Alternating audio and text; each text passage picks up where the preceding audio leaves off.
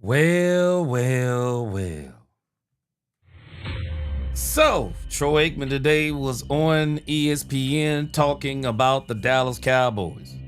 And Troy Aikman is one of those dudes, I mean, when he talks about anything, I don't know if he's excited or not. It doesn't seem like he's too excited to talk about the Dallas Cowboys.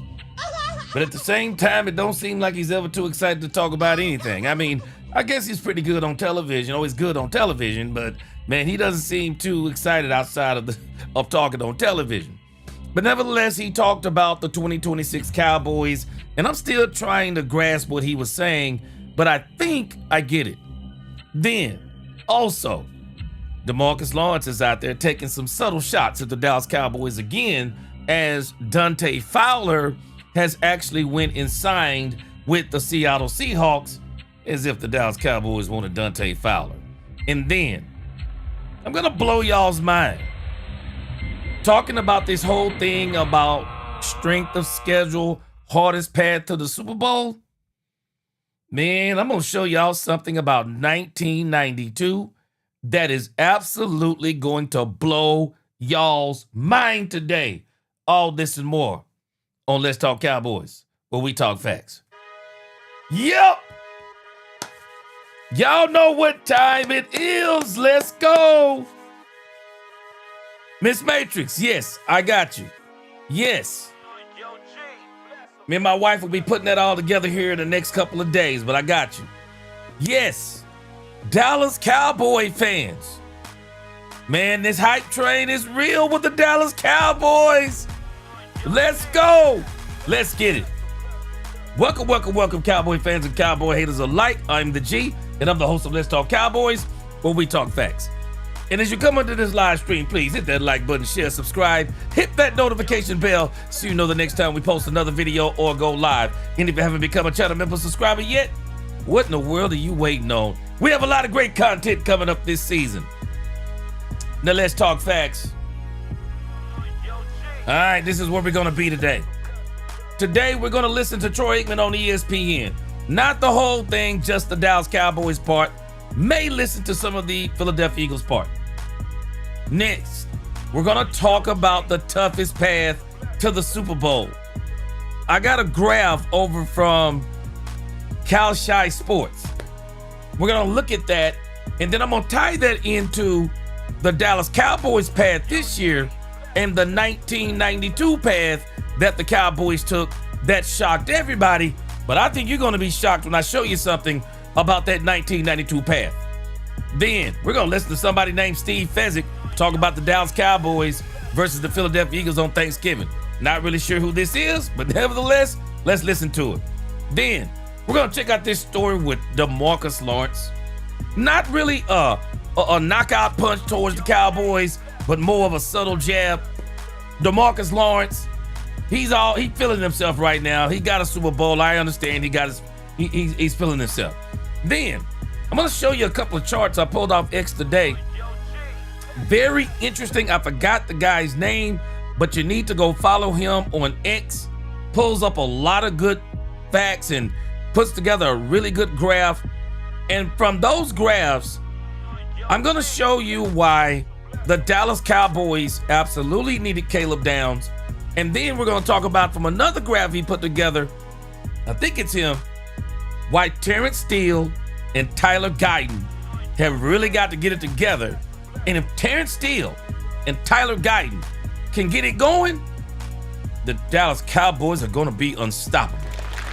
They will be unstoppable offensively if we can get Steele and Guyton going. But that's going to be the show. Aikman, toughest path, 1992 path, Steve Fezzik, Lawrence this, need for Downs, Steele and Guyton. Man, I got a lot to talk about. Let's go.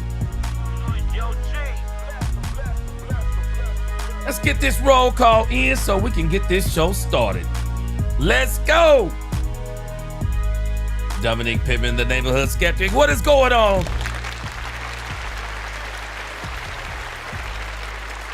Yeah, it's a little subtle jab, but nevertheless, hey, you know what though, Dominique?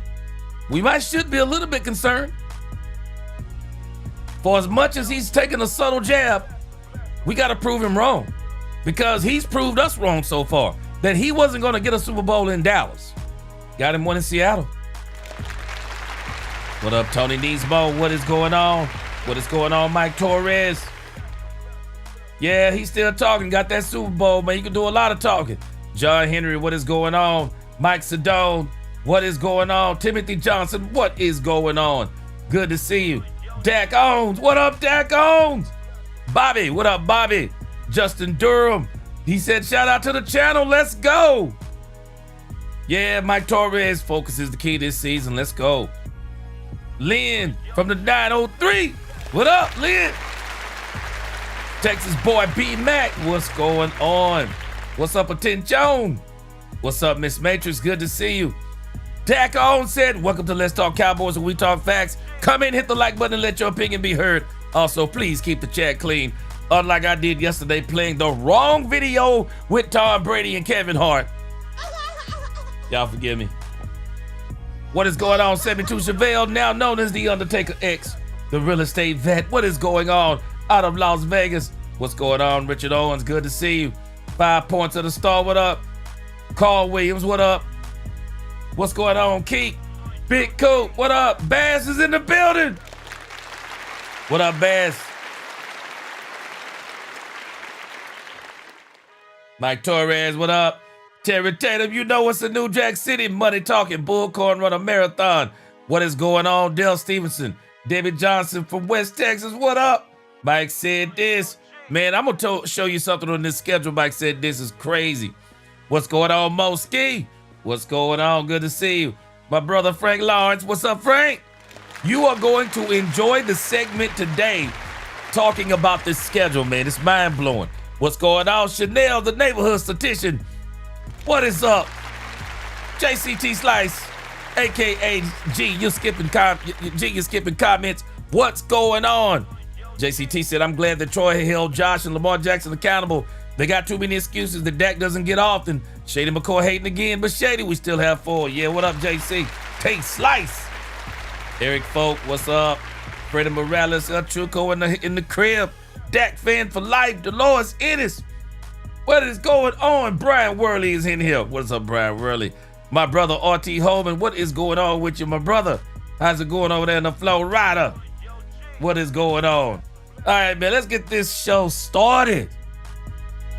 Hey, hey, hey, hey. What up, Gabe Robinson? Appreciate y'all rocking with me today. Man, we got a great show. Y'all give yourselves a hand. Man, we got a great show that is about to pop off here. Troy Aikman was on ESPN, but what I'm going to show you about the 1992 Cowboys, I got to be honest with you. I was stunned myself when I looked at what I researched, and this is going to be part 1. Part 2 will be tomorrow, and I'm going to look up I'm going to show you the 1993 Cowboys. Kimberly Hunt, what's going in? First time chiming in to catch you live. Enjoy your show so much. Best chat on YouTube. What up, Kimberly? Welcome to the congregation. We're so glad you're here. And don't worry, we are going to include you in the conversation if you choose to comment. So, let's get rocking and rolling. Troy Aikman talks football basically today. You know, he talked football today on ESPN. And of course, I was just mostly interested in the Dallas Cowboys stuff. You know, I'm always, when I'm listening to Troy Aikman, this is NFL. I'm always trying to check out Troy Aikman's demeanor, man, because, man, I think Troy is just a little bit bitter towards the Cowboys. I think he's a little bit bitter towards the Cowboys. Cowboys didn't hire him in that front office. Yeah, I think he's a little bit bitter. So I'm always trying to catch what his demeanor is like. What up, Azteca? All right, let's see what the question is. G, let me ask you a question. It seems like today Troy Aikman threw a jab at Dak for being the highest paid quarterback. He keeps doing it. Chanel, he keeps doing it. He keeps doing it. I don't understand. He keeps doing it. And it has nothing to do with the Cowboys winning or losing. It has nothing to do. I mean, if you're going to talk about people's pay, I mean, it's the quarterback life, man. It is. Dak Prescott is the highest paid, but Josh Allen is really the highest paid because Josh Allen actually has the most guaranteed money. But again, Chanel, I don't know, man. I be kind of beefing with Troy Aikman in my mind, bro. I'm just going to be honest with you. I be beefing with Troy Aikman because it just seems like he is very bitter towards the Dallas Cowboys. Very bitter. And again, man, I'm telling you, I would destroy Troy Aikman in an argument talking about money because it is Howie Roseman that exposed that, man, as long as you know how to manipulate the salary cap, you can sign who you want and do what you want. Howie Roseman every single season could actually get the GM of the year. Every single season. There is nobody better. There's been nobody better over the last 5 to 7 years. There's been nobody better at manipulating the salary cap, keeping talent on his team, keeping high-paid players, and getting to Super Bowls than Howie Roseman. All those arguments go out the window. All those arguments go out the window. All right, but let's listen to Troy Aikman. Let's go. Schedule release week, and the news that we broke this morning is the first Monday Night Football game of this season, Troy, will feature two AFC West powerhouses with quarterback questions, at least as far as health is concerned. Bo Nix, Patrick Mahomes, Broncos, and Chiefs. It's a pretty good opener for Monday Night Football. Yeah, it's a great opener. I mean, you make a good point as far as these quarterbacks coming off of serious injuries. I think everyone's wondering whether or not Patrick Mahomes obviously is going to be back for that one. A down year last year for that franchise. I expect them to come back and be the team that we've seen for much of the last decade. And then, of course, with obviously was necessary. I guess the big question is, do we think their defense will be better enough or enough better that they can finally get back to where they haven't been since you were there? Yeah, I think so. I mean, that is the big question. They can only get better. I do, and it's early, I understand that, but I do like the hire of Christian Parker. I think sometimes you bring in a young assistant who now is getting his opportunity after having coached under some really good people over the course of his career. He comes in with a good resume. All indications are that the players are excited about it. I think what they've done, starting with the draft to address some of those needs on the defense, has been positive. What I think Greeny gets lost a little bit, the offense was so prolific last year, and then you've got a healthy Dak Prescott. And unfortunately for them, we saw it with Joe Burrow and the Bengals a couple of years ago. When you have that kind of play at the quarterback position, typically that means good things when the season comes to an end. And yet for Dallas, they failed to even make the postseason. Can that offense continue to play at the level that they did last year? And that's a big if. It was one of Dak Prescott's best years. It was George Pickens' career year. It was Javonte Williams' career year. I mean, there was a lot that happened on the offensive side of the ball. The numbers may not look as good. In fact, I think if you're a Cowboys fan, you hope the offensive numbers don't look as good, because that would then mean that the defense is better and playing a much bigger role in the success of that team. Okay, now this is the part that I didn't quite understand. I didn't quite understand this part.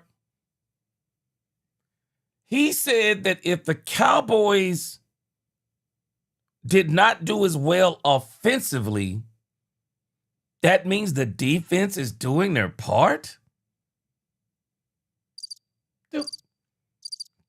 Do what? Does anybody else, did anybody else kind of like hear what he said and go, wait a minute, wait, what? Hold on a second. In actuality, if the defense is doing their part, you're probably going to score more points. So let me rewind it. Y'all tell me if y'all are hearing this like he didn't say that right or something.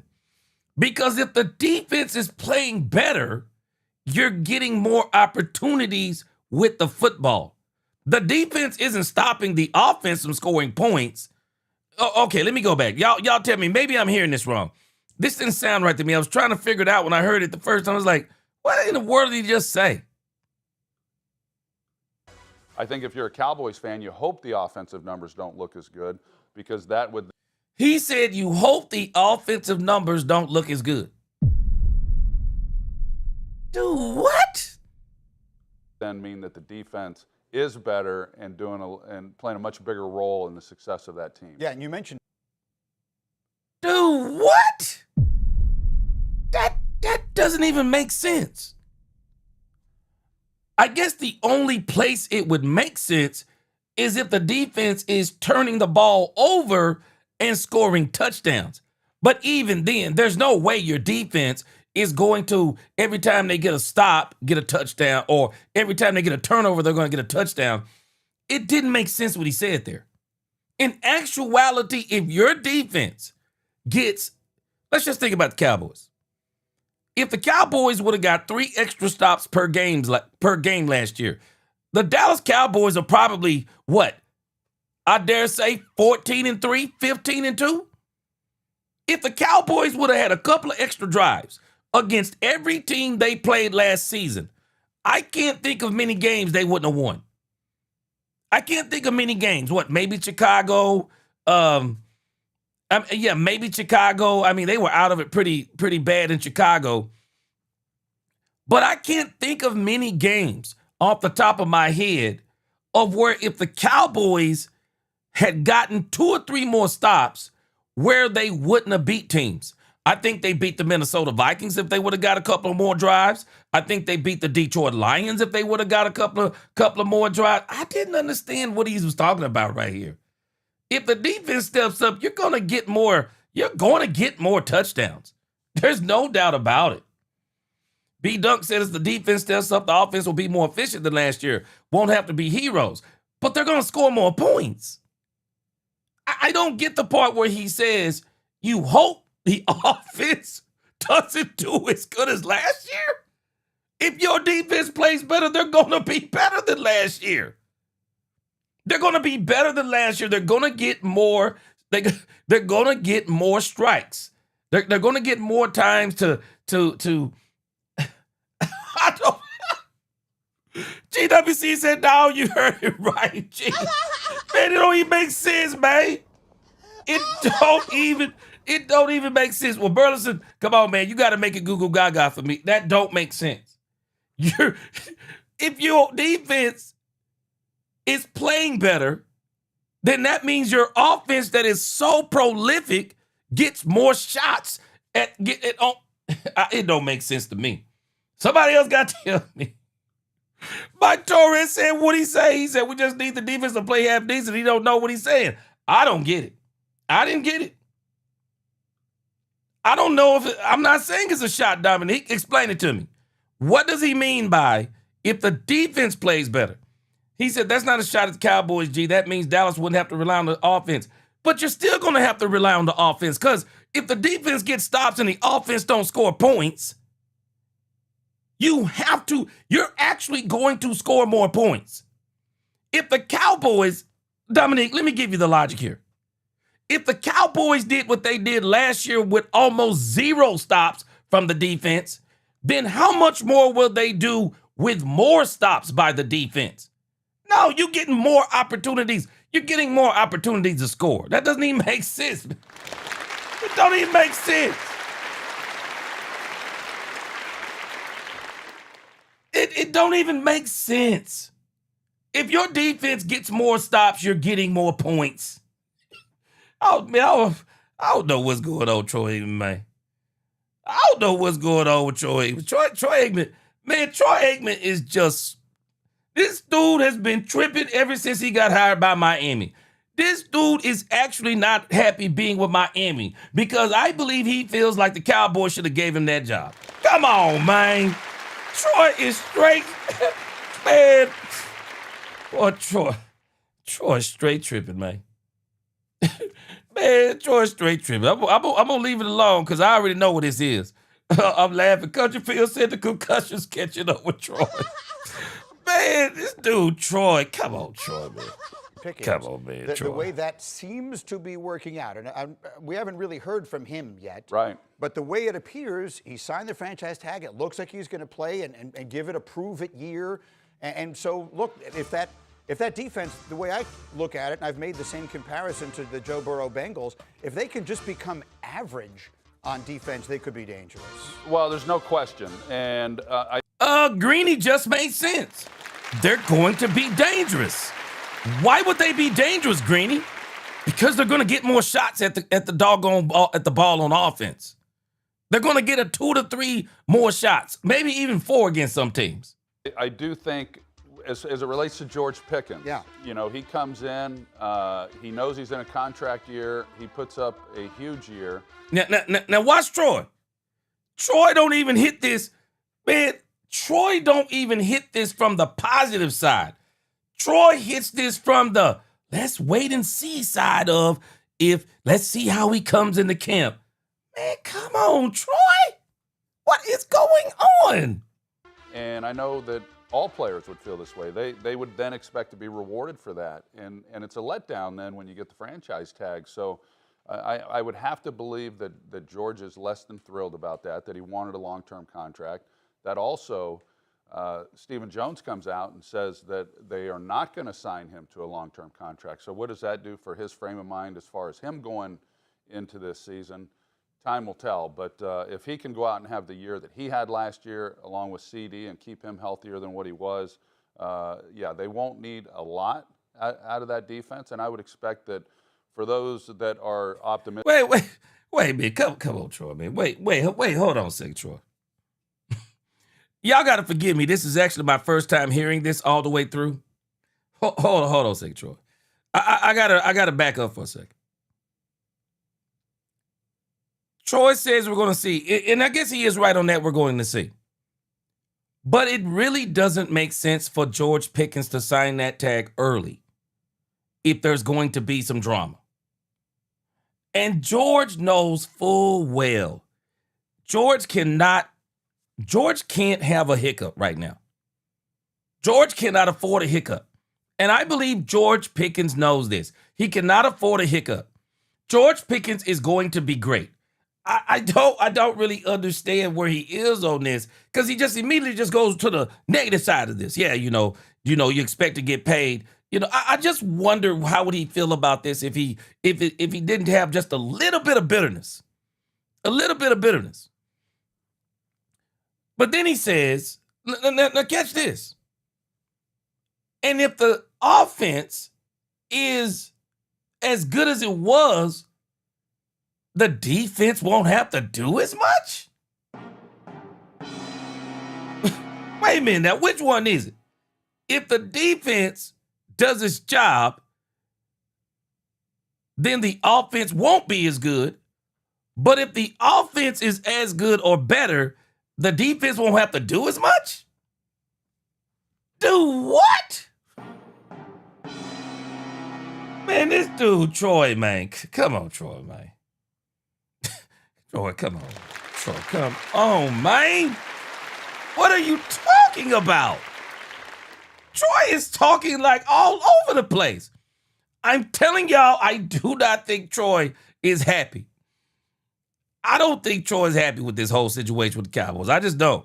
And feel like you said, hey, if they're just average, I would believe that this is a defense that at minimum would be average. You know what just jumped into my head as you were talking is I was thinking, I always remember when John Elway retired and he was thanking players and he mentioned Shannon Sharpe and he said, I know you're open, I know you're open, I know you're, like receivers are always open. When you're the quarterback, and in this case, he's got like 2 studs. Let's say Pickens is there and playing well. And you got CD. And both of them, I have to imagine, you're sitting on the sideline, and they're both, one's in one ear and one's in the other saying, I'm wide open, I'm wide open. What's that like as a quarterback? Well, I only had one. That was Michael Irvin. Right. Michael was the only one who was lobbying for the ball. Yeah. But I think that Dak handles it really well. If you're, and him being a veteran guy, and I think also his leadership skills comes out in those situations because, all receivers, they do want the ball. The running backs want the ball. And as a quarterback, especially when you're as prolific as what they were last year, there's a lot of conversation. But I think Dak manages that exceptionally well. And also a credit to CeeDee Lamb and George Pickens. I felt that last year they were on the same page from day one. And there was always a question, I think, when they came in and when they picked up Pickens as to what was that dynamic going to be between those two. Was CeeDee going to be upset that maybe you've got another number 1 receiver in many people's eyes coming in, and yet those two, by all accounts, worked well together. And then, of course, the play on the field spoke for itself. So I think it was a good setup, and Dak, again, he's been a facilitator, and he's done a great job of it. Let's talk about You know, one of the things we got to think about with the George Pickens and CeeDee Lamb dynamic, the blessing in disguise, and, you know, hindsight is 2020. The blessing in disguise with George Pickens and CeeDee Lamb was the high ankle sprain in that Chicago Bears game to one CeeDee Lamb, because that's what really allowed George Pickens to gain the trust of Brian Schottenheimer, to gain the trust of Dak Prescott, to get a connection with Dak Prescott. He gained the trust of the team. I just wonder, had it not been for that injury with CeeDee Lamb, how much longer would it have taken for them to get on the path that they got on once CeeDee Lamb got back? Because once CeeDee Lamb got back, it seems like Dak was a lot more comfortable with, one, getting the ball to George Pickens. CeeDee Lamb was a lot more comfortable with Dak getting the ball to George Pickens.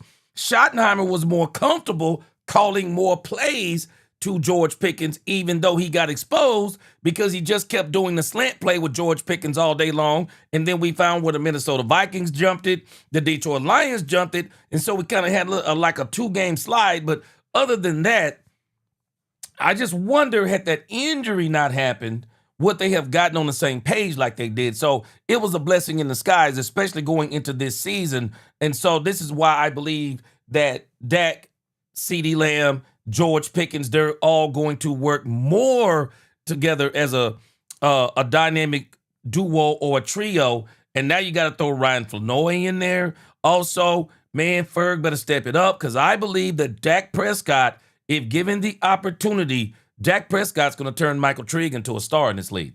You watch what I tell you. Dak going to turn this man into a star if they let him. But their arch rivals, and that's the Eagles. And we were just talking briefly before we came on the air. I first started covering the league right when your team was in its ascendancy. And what I remember very specifically was your relationship with Norv Turner, who was your offensive coordinator. How many years roughly were you together? He was there 3. At the very beginning of your career, and really was there for your development before he would have gotten a head coaching job. And how important that was for you. And I bring that up as the sort of the context for the Jalen Hurts conversation. I want to make sure I'm getting this right. He is going to have his 7th different primary play caller in his 7 NFL seasons. Can you explain, because there's so much like microscopic criticism of him at times, how much of a factor you think that is and what that would be like for a quarterback? Well, it's big. I mean, I think if you look at Brett Favre or, Aaron's a little different, Aaron Rodgers, he went through a change of offense when Matt LaFleur came in, but Peyton Manning ran the same offense. Tom Brady pretty much throughout his entire career ran the same offense. And it makes a huge difference. And I know I've had those conversations with Jalen Hurts. 7 in the NFL offensive coordinators, but he also had a number of offensive coordinators in college. Right. So you go back to high school, it's rare when he's had the same play caller for back-to-back years. A few years back when I'm going to skip over this segment, but play callers are really not Jalen Hurts. That's really not Jalen Hurts' issue. I don't think play calling is his issue. I think Jalen Hurts' issue is he can really only play a certain way. You think about Dak Prescott. When Dak Prescott got the ankle turned around sideways, Dak Prescott, man, I was looking at some tape on Dak Prescott in college a couple of days ago. Oh my gosh, people do not realize how devastating Dak Prescott was on the ground.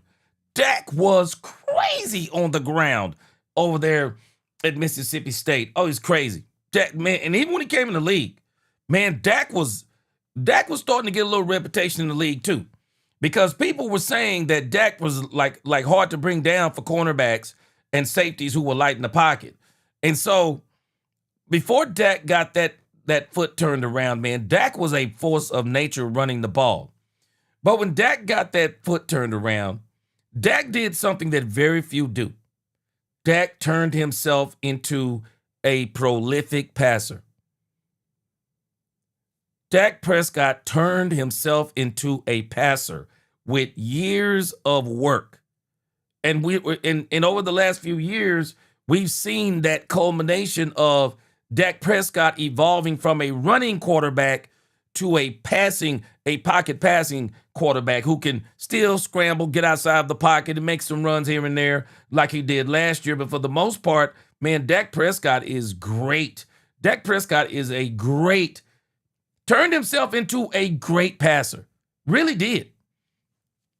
Great passer, very cerebral as far as the game goes. He's got a very good understanding of the game.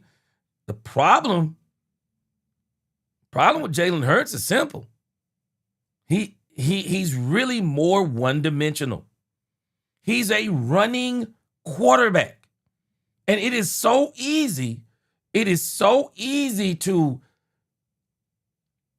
frustrate one Jalen Hurts. You can forget about it. He ain't throwing in cover 2. This is what hurt him last year. Jalen Hurts, man, you can forget about it. He ain't throwing in cover 2. Jalen Hurts depends so much on his legs. And any offensive coordinator that gets with him, man, they're going to have a hard time. Because you got to really dumb down a lot of your playbook. You have to dumb down a lot of your playbook for Jalen Hurts. And I don't think he's a dummy. I think I'm pretty sure he's smart. The problem with Jalen Hurts is the ability. He's just a better runner than passer. I don't know any other way to put it.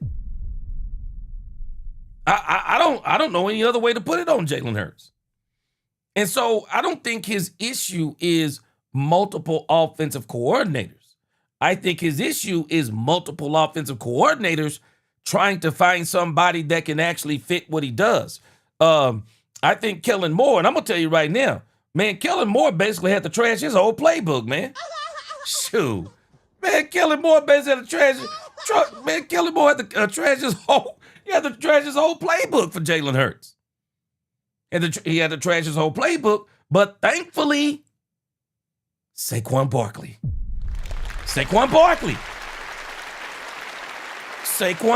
comes in. And so him and Jalen Hurts, they were a force of nature in 2023 running the ball. They were a force of nature. And so that's kind of what we saw. So Jalen Hurts, I don't think it's so much as he's had multiple offensive coordinators, which that is a lot. But they're not giving him a lot of complicated stuff because they can't. You can't give Jalen Hurts a lot of complicated stuff because he's struggling in cover 2. People were talking about this last year. They were not talking about the offense coordinator.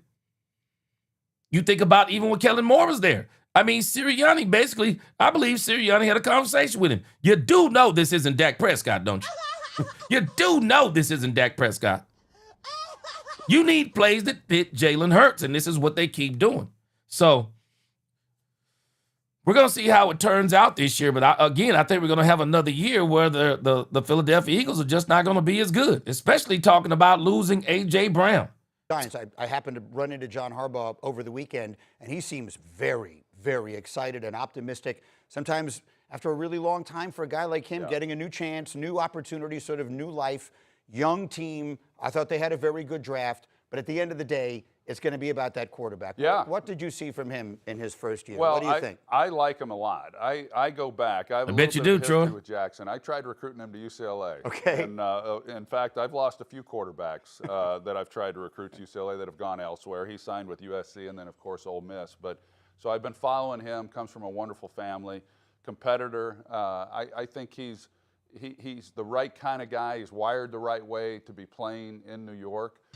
If I'm him, I would have to be awfully excited to have a guy like John Harbaugh, who has done such a great job as a head coach in this league. Yeah, there's no question that the Giants will be better. And how long will that take? I don't know. But just like for players to go to a new team and kind of get to hit the reset button. Watch what I tell y'all. These quarterbacks, they come in, and Dak Prescott done it better. A lot of people don't realize Dak Prescott did it better than a lot of quarterbacks have done it in NFL history. Dak Prescott did it better than a lot of people. This league catches up with you in year 2. Ask C.J. Stroud. Ask C.J. Stroud. Ask Lamar Jackson. Unless they put nothing but weapons around you, Nah, man, this league catches up with quarterbacks quick. And let Jackson Dart go out there and do all that running and all that stuff. Man, come on. You ain't built like that for the NFL, bro. You're not built like that. These are grown men. Hey, Michael Vick was incredible until they hit him. Michael Vick was incredible, as Cam Newton.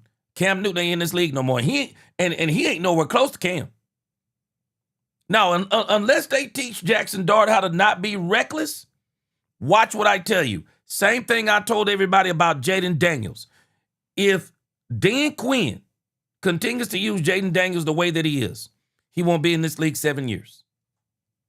He won't make 7 years in this league. Running Jaden Daniels the way they do, making him all of the offense, he won't make it. He won't make it 7 years. And I'm telling you right now, Jackson Dart, he one of them tough country dudes. You keep on doing that in the NFL, bro, you ain't gonna make it. And I'm gonna tell you right now, I believe that John Harbaugh is a good coach, but I'm not sold on John Harbaugh yet. I'm not sold on him outside of Baltimore yet. And Troy said it right. New York will be better. When? Because the question is when. Will it be this season?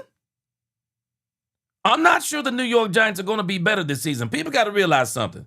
Don't have Scatty Boo. Don't know how good he would have been anyway. But let me tell you something. I showed Malik Neighbors yesterday. He's a huge part of their offense. I'm not sure Malik Neighbors, I'm not sure he's going to be there for the beginning of the season. I don't think he makes the Cowboys game. Not that first one. I don't think he makes it. And so Jackson Dart's got a lot of things he's got to overcome. I mean, they got to get that offensive line together. They got to get their players back. It's going to be his second year. And I'm telling you, people are going to, I guarantee you, people have already been studying him. They will be ready for Jackson Dart. You watch what I tell you. This happens it seems like it happens like every other year. Man, some rookie quarterback comes out and everybody's like, whoa, best thing since sliced bread. Shoo. Boy, they catch up with you fast in this league, man. It's the professional football league. That's what it is.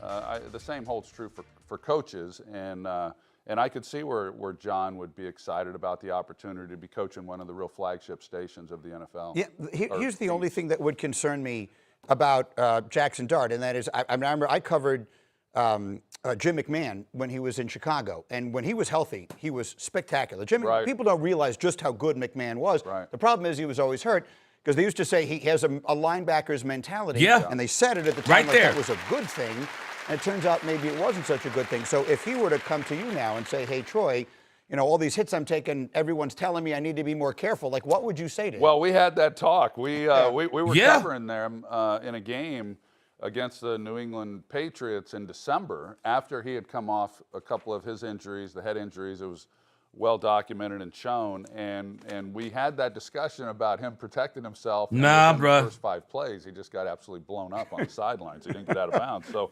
that is, you know, and I was told some of those things. You know, when you're young, when you get into the league, you do have this mindset, and that's, you know, like Jim McMahon. I think that's part of what makes him him. I think it's the same for Baker Mayfield. Some of that bravado and toughness is how a lot of these quarterbacks are wired and how they gain their edge. And I think that's Jackson. He doesn't want to get away from that, but I would have to believe that John Harbaugh's already had conversations. Nah, he want to get away from that. Because everyone knows. I mean, you can't lose your quarterback, you know, so you can't put yourself in harm's way like that. But I would say that my guess is the offensive linemen, the defensive players, all those guys in that locker room have enormous respect for Jackson Dart and the way in which he plays and the way in which he sacrifices his body. So you got to try to find a balance, and you never quite do, because nobody really talks about it as long as you keep getting up. It's when you don't get up that then they point to the fact that you're taking maybe unnecessary hits. Yes, and you're spending too much time. You won't last in this league. That's why I said Jaden Daniels is not going to last in this league.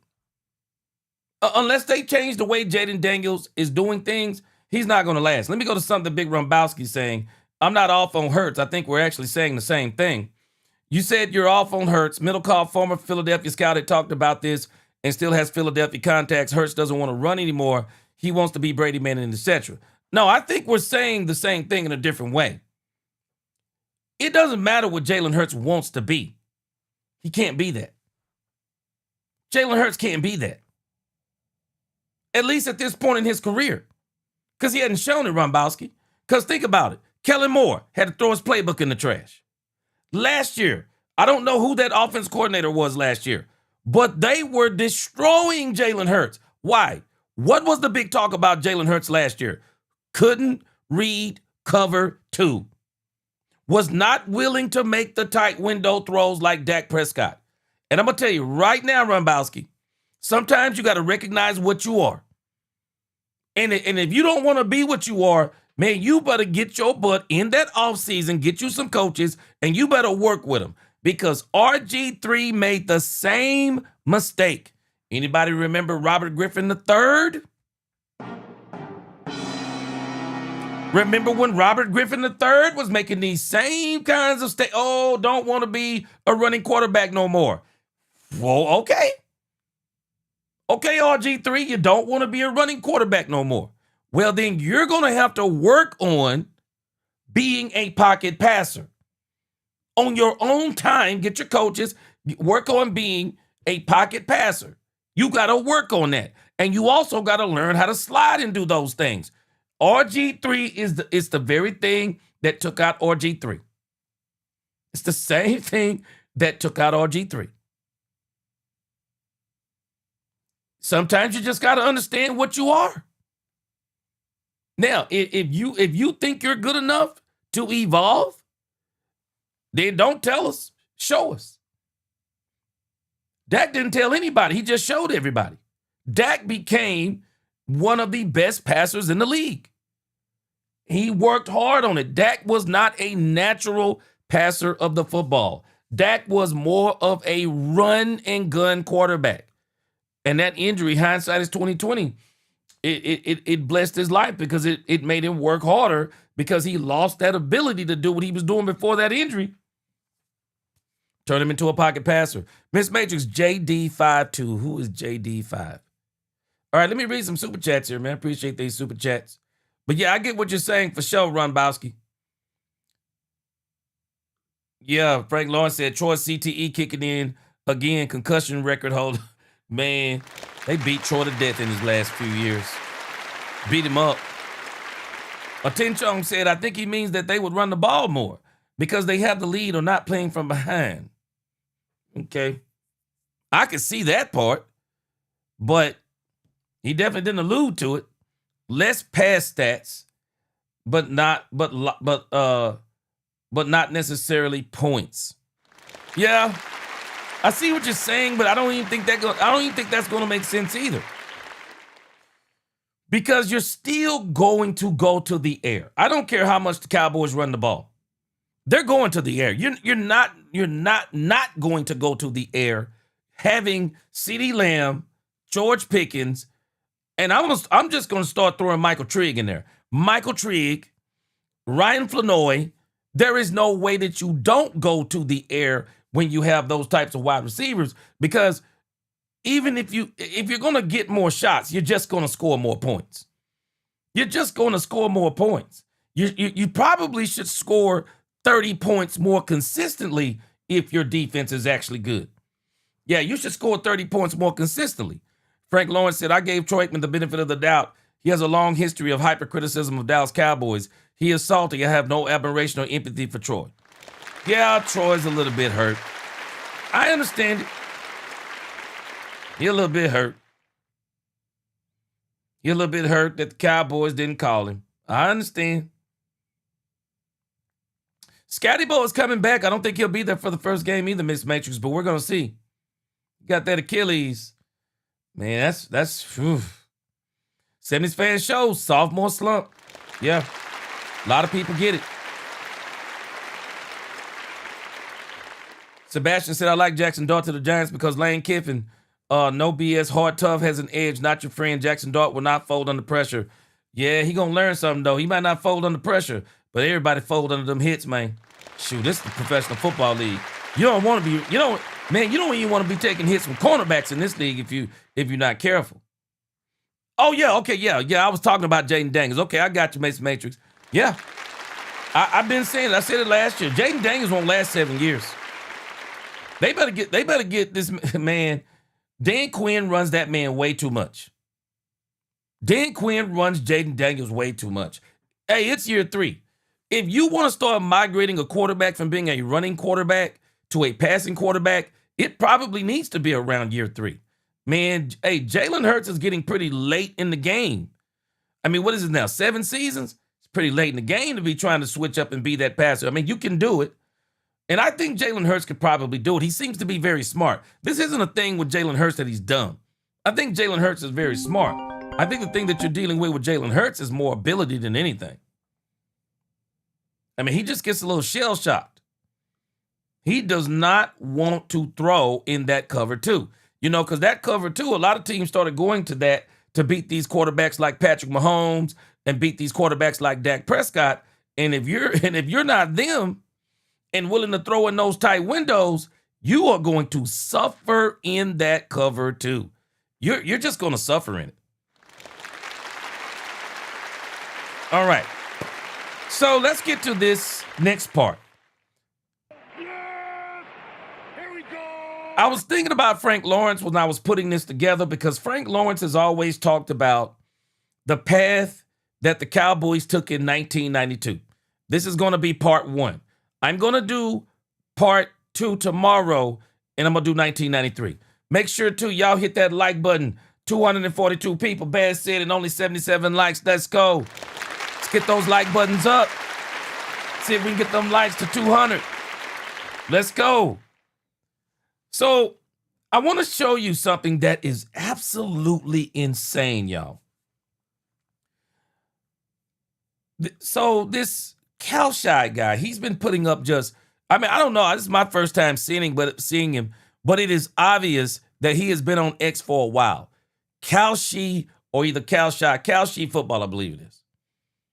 So I think I showed y'all this the other day. Big Rumbowski, chime in on this. Rumbowski, chime in on this. Chanel, chime on this. The rest of y'all, if y'all understand this. I'm trying to wrap my head around this. So Calshy Football posted, toughest Super Bowl path sorted by SOT score since 1985. So I had to look up what is the SOT score. Some of y'all might already know this. SOT score. SOT score. NFL strength of title score. I guess it's a fan-calculated metric designed to measure the difficulty of a Super Bowl champions playoff run by dividing the average regular season winning percentage of their playoff opponents by the champion's own regular season winning percentage.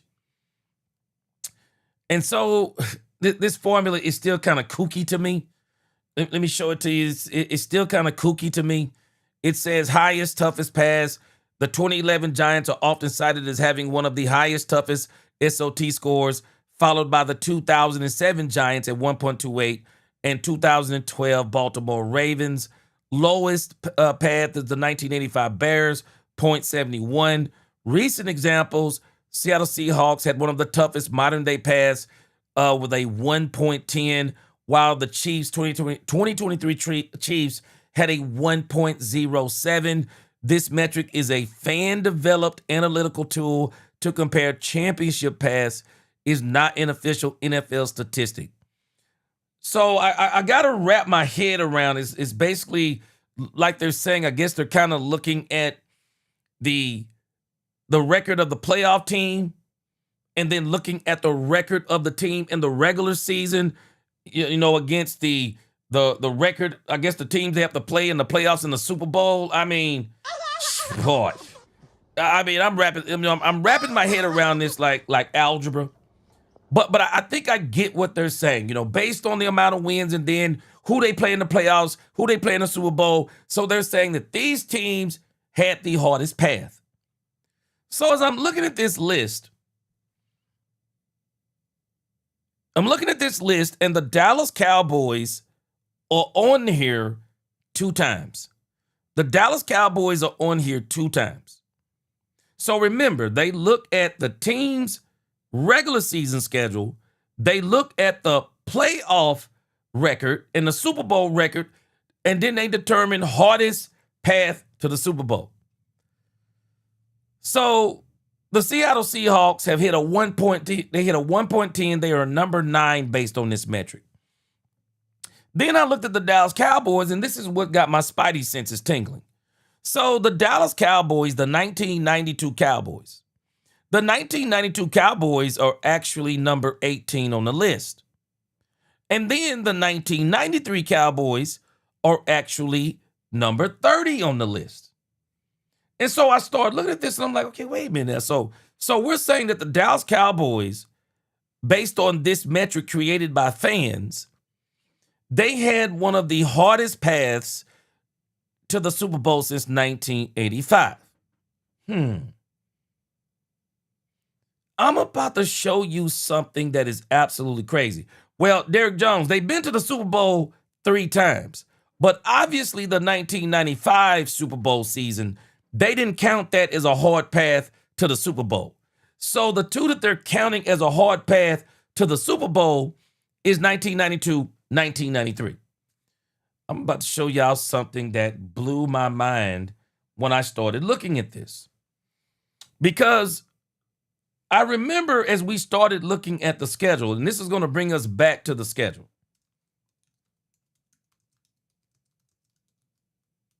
This is going to bring us back to the schedule, as a matter of fact. And I'm going to show you how this ties into this year's schedule and how this is crazy. Okay, Rumbowski, Calcius, a prediction market company, G, similar to online gambling, but not quite. They trade on future outcomes. Okay. So they kind of put he got this together. I don't know where he got it from, but just follow where I'm going. Okay, so is 1995 on there? I didn't see 1995 on there, is it? I thought it was only 2. So if it is, it's going to be 3 parts. Okay, so the Cowboys are on here, and so it's going to be 3 parts. We'll do today, Wednesday, and Friday. So thank you for pointing that out. So the Cowboys are actually on here 3 times. So they're saying 3 times in the 90s, the Cowboys had one of the hardest paths to the Super Bowl. Man, I'm about to show y'all something from 1992. I haven't looked at 93 and 95, but I will over the next 3 to 4 days. I'll do 93 tomorrow. Frank Lawrence, get ready. Because you remember Frank Lawrence, you were saying that a lot of people didn't think the Cowboys are going in 1992. They were saying the Cowboys had this hard schedule and all of these things. Man, I'm about to blow y'all's mind on this whole thing about this 1992 Cowboys path to the Super Bowl. I am about to blow y'all's mind. Here we go. So before I put my graph up on the screen, can anybody tell me how many teams did the Dallas Cowboys play in 1992? How many teams did the Dallas Cowboys play in the regular season? Because you know in the playoffs they had to have winning records. How many teams in the regular season do you think the Cowboys played in 1992? How many teams in the regular season in 1992? How many teams do you think the Cowboys played with a winning record? Just take a wild guess at how many teams. How many teams did they play with a winning record? Because if you're going to make a list like this, and just by looking at the 1992 season,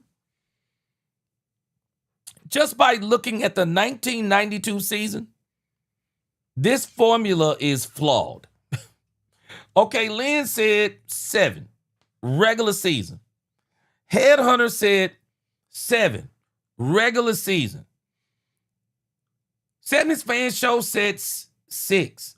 Will Jackson said 8. Man, I'm about to blow y'all's mind with this. Frank Lawrence, he said 13. I don't know, unless my research is wrong, and I'll double check it. unless my research is wrong, I'm about to show you something crazy. I hope I didn't look at the wrong season when I put this together. Let me show you something real quick.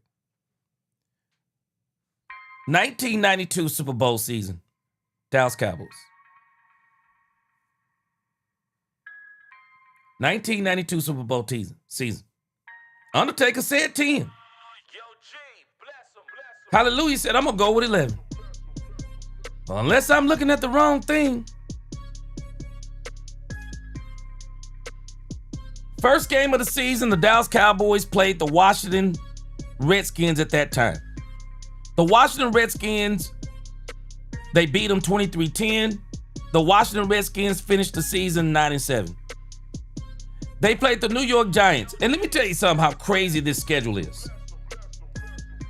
Bass, what we're talking about now is how many teams had a winning season in 1992 the Cowboys played? How many? Because when you talk about the hardest path to the Super Bowl, I'm just thinking you're running up against teams that are just got all these winning records. but I want to show you. So the Washington Commanders in 1992, 9-7. And look at this schedule at the beginning. Tell me this, would you love to have this schedule?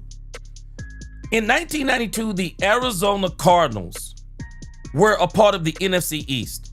The NFC East actually had 5 teams: Washington, the Giants, the Cardinals, the Eagles, the Cowboys. The Dallas Cowboys actually had all 4 of their divisional opponents in the first 4 games of the season. Wow. Would you not love that today? To get all 3 of the teams in your division back to back to back, so that you can immediately just run through your division if you could beat them. NFC East, they played all 4 teams. They beat the Giants 34-28. The Giants finished 6-10. They beat the Arizona Cardinals. They finished 4-12. They beat the Philadelphia Eagles. The Philadelphia Eagles finished 11-5. So there were 3 winning teams in the Cowboys division, and one of them, of course, was them. So of the teams they played, 2 of them was from the division. 9-7 Washington Redskins, 11-5 Philadelphia Eagles. They won against the Seattle Seahawks. They were 2-14. They won against the Kansas City Chiefs. They were 10-6. That's 3 winning teams. They won against the Raiders, 7-9. They won against the Eagles again, they beat them 20-10. But of course, the Eagles are 11-5. So go to the second half. Look at the second half. Look at the second half. What? Look at the second half, y'all. The Detroit Lions, they beat 37-3. They were 5-11. The Los Angeles Rams, they lost. The Rams were 6-10. They beat the Cardinals again, 16. I mean, you're 8-8. Can we call it a winning season? I mean, I just gave them the Broncos. They beat the Broncos 31-27. They lost to the Redskins 17-20. And of course, the Redskins was a winning team. They beat the Falcons. They were 6-10. They beat the Eagles. And they were 11-5. I got that backwards. They beat the Bears 27-14, 5-11. I may have a game wrong in here. But regardless, just look at this for a moment. Do y'all realize the Dallas Cowboys played 4 teams with a winning record?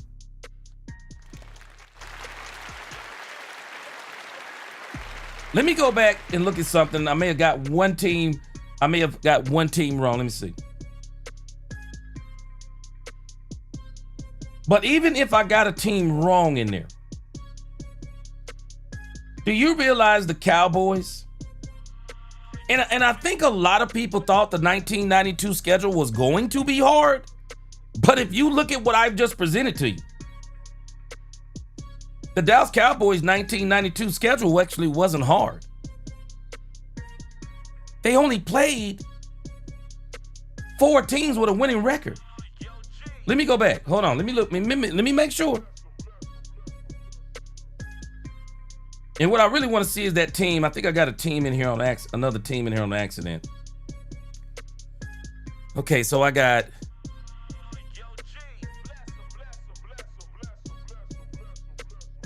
Okay, so the Philadelphia Eagles, that last game right here, omit that game.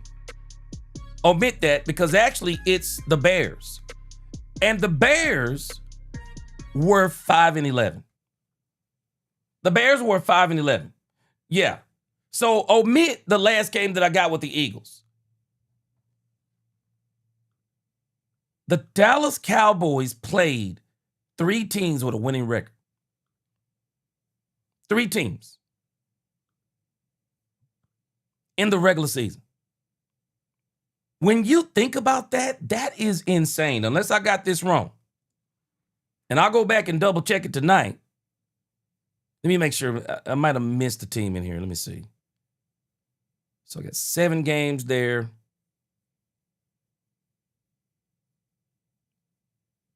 And I got 8 games here. Okay, I got one team I think I'm off on. The Arizona Cardinals at the time were actually I think they turned into the Phoenix Cardinals, or they were the Phoenix Cardinals turned into okay, hold on. Seattle, Chiefs. I'm looking at it again. Raiders, Eagles. Okay, got that part right. Detroit, Rams, Cardinals again, Giants, Broncos, Washington, Falcons. Okay. And there it is. I got it. It's Chicago. This is it. This is it. When you go back and look at 1992, the Washington Redskins were 9-7. The Philadelphia Eagles were 11-5. The Kansas City Chiefs were 10-6. I gave them the Broncos. The Broncos, I mean, it's not a losing season. It's not necessarily a winning season. It's an 8-8 season. Chicago Bears were 5-11. The Cowboys wrapped up the number 1 seed. They were 13-3. Wow. Yeah, Marcus, I already fixed it. I put the Eagles on there twice on accident. This is how many winning teams they played. I mean, this is it. Now, you would think in 1992, you know, if you're thinking back to 1992, you're probably thinking like, man, the Cowboys, because again, the reason why I think this is significant when you look at this is, let's go back to this screen one more time. Let's go back to this screen one more time. They said that the Dallas Cowboys had one of the 18th hardest paths to the Super Bowl since 1985. 18th. Who knows what I'm going to find when I go to 1995? But I'm going somewhere with this because I'm going to relate it on Thursday to the schedule. I'm going to even do a little bit of it now. I'm going to relate it to the schedule that we're talking about now. So think about it. 1992, they said this is one of the 18th hardest paths to the Super Bowl. But if you look at what I'm showing you, I don't really know how hard that path was. I mean, you have to play the games. There's no doubt you have to play the games. But you start out your season, and this goes to show you how things have changed, especially as it applies to the Dallas Cowboys. You're telling me you're going to get all 4 teams in your division 4 games in a row, 2 on the road, 2 at home? Man, I'm telling you, I guarantee you teams would love to do this today. Get them divisional teams out of the way fast. Get them out of the way quick at the beginning of the season. Just went through all 4 of them. They went 3-1. They went 3-1 right there at the beginning. Only team they lost to was the Eagles. Came back, 4-game win streak, but look at the winning records. 9-7 by the Skins, 11-5 by the Eagles, 10-6 by the Chiefs. The rest of these teams, they don't have winning records.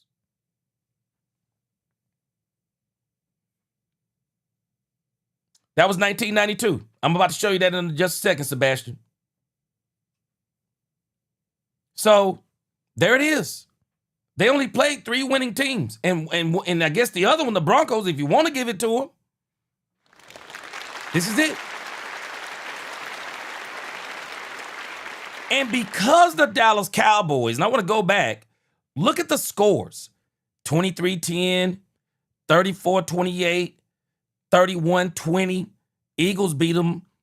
Eagles beat them. 27-0 Hawks. 17-10 Chiefs. 28-13 Raiders. 20-10 beat Philly the second time. 37 on the Lions. I mean, they're scoring bukus of points. 23-27 Rams. Lost that one, but the Cardinals 16-10 divisional game. Second one tough. Giants just a whooping. 30 points. Broncos 31 on them, even though they scored 27 on us. I mean, they were scoring some serious points. But then this is where it really gets crazy. So after only playing 3 teams with a winning record that season, they got the number 1 seed. They were 13-3. And guess who they get in the first game of the playoffs?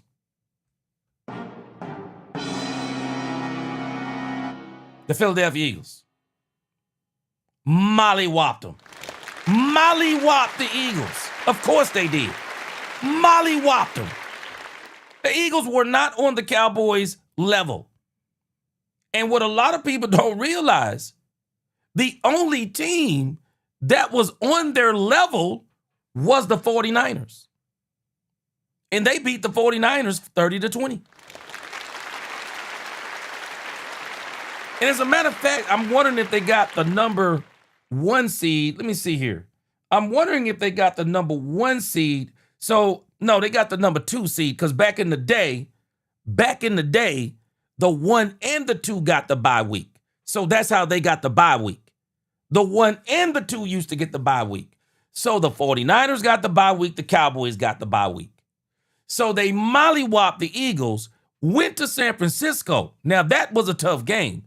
They went to San Francisco with Charles Haley, and they knocked off the number 1 seed 49ers.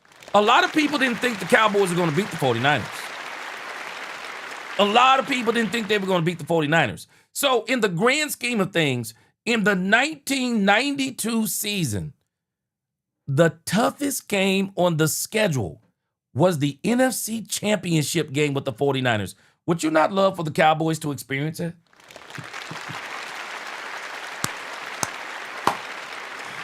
But I'm telling y'all right now, this is another one of these things I'm telling you about as it applies to even Dak Prescott. Dak Prescott is going through something that Troy Aikman nor Tony Romo went through. The NFL now is on purpose. They're making sure that the Cowboys, because the Cowboys are a cash cow, they're giving the Cowboys all of these primetime games. They're giving the Cowboys now, they used to just give them that little run inside of Thanksgiving. Now they got them doing 2 runs, Thanksgiving and Christmas. I guarantee you they're going to do it again. And I'm going to show you something that's even crazier about the schedule this year. That, again, it don't make sense. It don't make sense what they did to the Cowboys versus the Eagles. The Eagles, 2-time NFC East champs, their schedule should be harder than the Cowboys. But there's no other way that you can slice it. Their schedule should be harder than the Cowboys. But I'm going to show you something that the league did on purpose. I'm going to show you something that they're going to do. It'll shock me if they don't do it like this. We're going to talk about that schedule as we start growing up to Thursday. But again, I mean, just look at this, man. The toughest team they played was actually the San Francisco 49ers. The Buffalo Bills were actually no match for the Cowboys. The Buffalo Bills were no match for the Cowboys. They were 11-5. Knocked them, immediately knocked Jim Kelly out of the game. Immediately knocked him out of the game. You really think the Buffalo Bills going to beat the Dallas Cowboys with their backup quarterback? Man, Boy, they are not beating. You ain't beating the Dallas Cowboys in 1992 with a backup quarterback. You're not doing it. You're not doing it, man. There was actually not a team. The Cowboys were so good. And I don't think it's that they couldn't beat the good teams, because they actually beat the best team in the division. I mean, the 49ers, man, they rolled. They rolled through too. It's not just the Cowboys that rolled through. The 49ers rolled through 14-2. So it's not like the Cowboys got to the NFC Championship game and played the weakest team in the division. No, the Cowboys actually played the best team in the division. Good game. Cowboys beat them. Cowboys beat them. And nobody thought the Cowboys were going to beat. I'm telling y'all now, people did not think the Cowboys were going to beat the 49ers. They didn't. They did not think the Cowboys were going to beat the 49ers.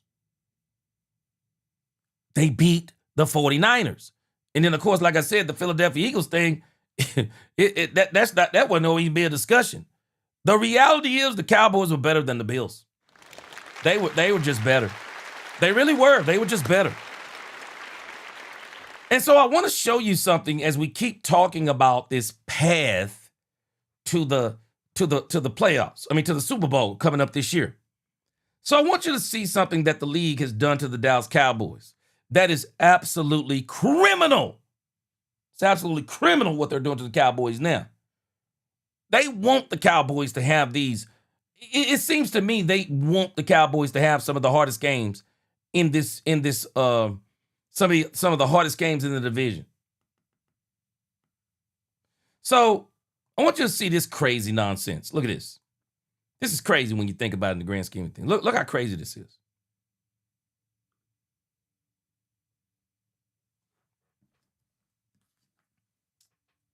Put this on the screen. Show you how crazy this is.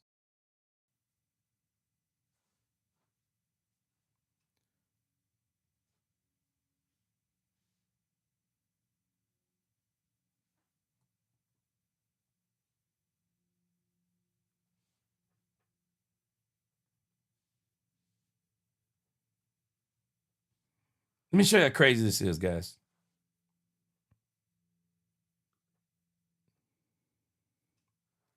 So somebody tell me this. So if you were a betting man or a betting woman, and I could be totally wrong on this, and I've been wrong before. Do you believe that the NFL is going to have the Green Bay Packers? Do you believe that the NFL is going to have the Dallas Cowboys play the Green Bay Packers in the first 4 games of the season? Or do you think they're going to make sure the Dallas Cowboys play the Green Bay Packers when they believe Michael Parsons is going to be back? Which one do you think it's going to be? Which one do you think it's going to be? Take a wild guess. Do you believe that this league is going to have the Cowboys play the Green Bay Packers early, or when they think that Michael Parsons is going to be back? Which one you think it is? I'm going to see if they're going to prove me wrong. And when you think about this Dallas Cowboys schedule, just think about it for a moment. So the Dallas Cowboys have at home, they have the Buccaneers, the 49ers, the Jags, and the Ravens. But when you think about the Cowboys' road games, this is literal insanity. We're not even talking about your own division games. These are already going to be tough. They gave the Cowboys on the road now, Green Bay Packers, Houston Texans, LA Rams, and the Seattle Seahawks. This is literal insanity.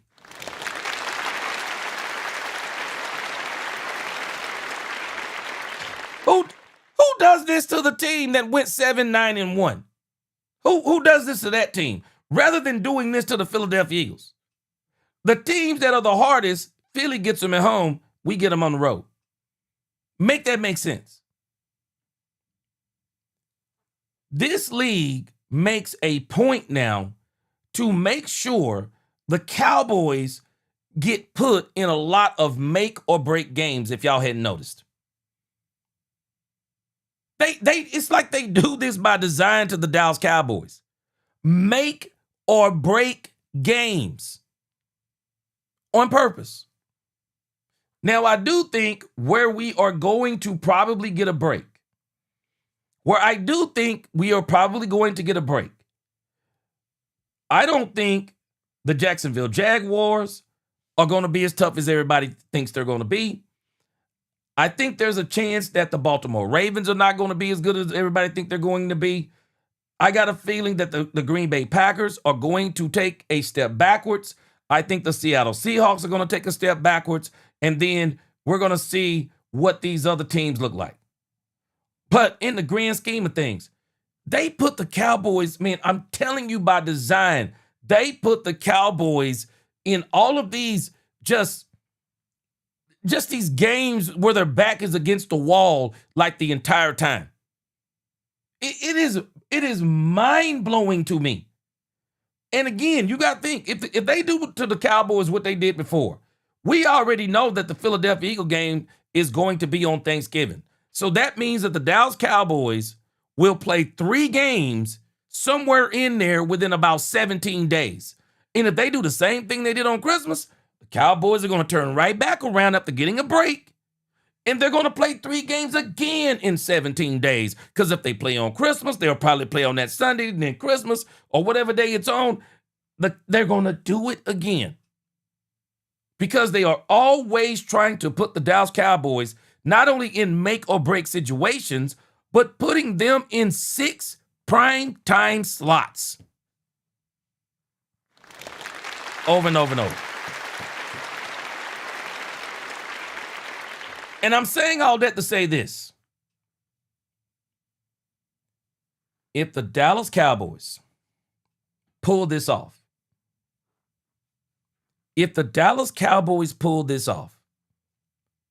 there is no way that this will not be the hardest path to the Super Bowl than we've probably seen from the Dallas Cowboys. It will be harder than any one of those 90s runs. If you tell me the Cowboys with a second-year coach, first-year defensive coordinator, their first great draft in years, with a bunch of rookies, some veterans, that if they come up against this schedule and go to the Super Bowl, no, they're jumping to the front of the pack. This is going to go down in history as one of the greatest Super Bowl runs ever if the Cowboys go. It will be one of the greatest Super Bowl runs ever. And I'm going to tell you now, this is the kind of gauntlet right here. This is truly the kind of schedule.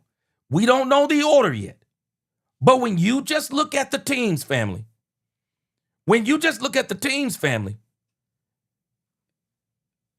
this has got to be, man, just think about this.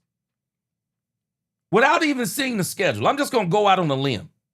I'm going to put a W on top of every team that I believe that's going to have a winning record. Now, the 1992 Cowboys, they only played in the regular season 3 teams with a winning record, 1 team with an 8-8 record. In the playoffs, of course, they played the best team in the division at 14-2. So it's not like they got to the end and they cakewalked it in. No, the 49ers was a hard game. But I want you to look at this screen right now. Tell me where I'm wrong. Let me mark down the teams I believe that's going to have a winning record compared to that 1992 team. And I'm going to mark it in blue.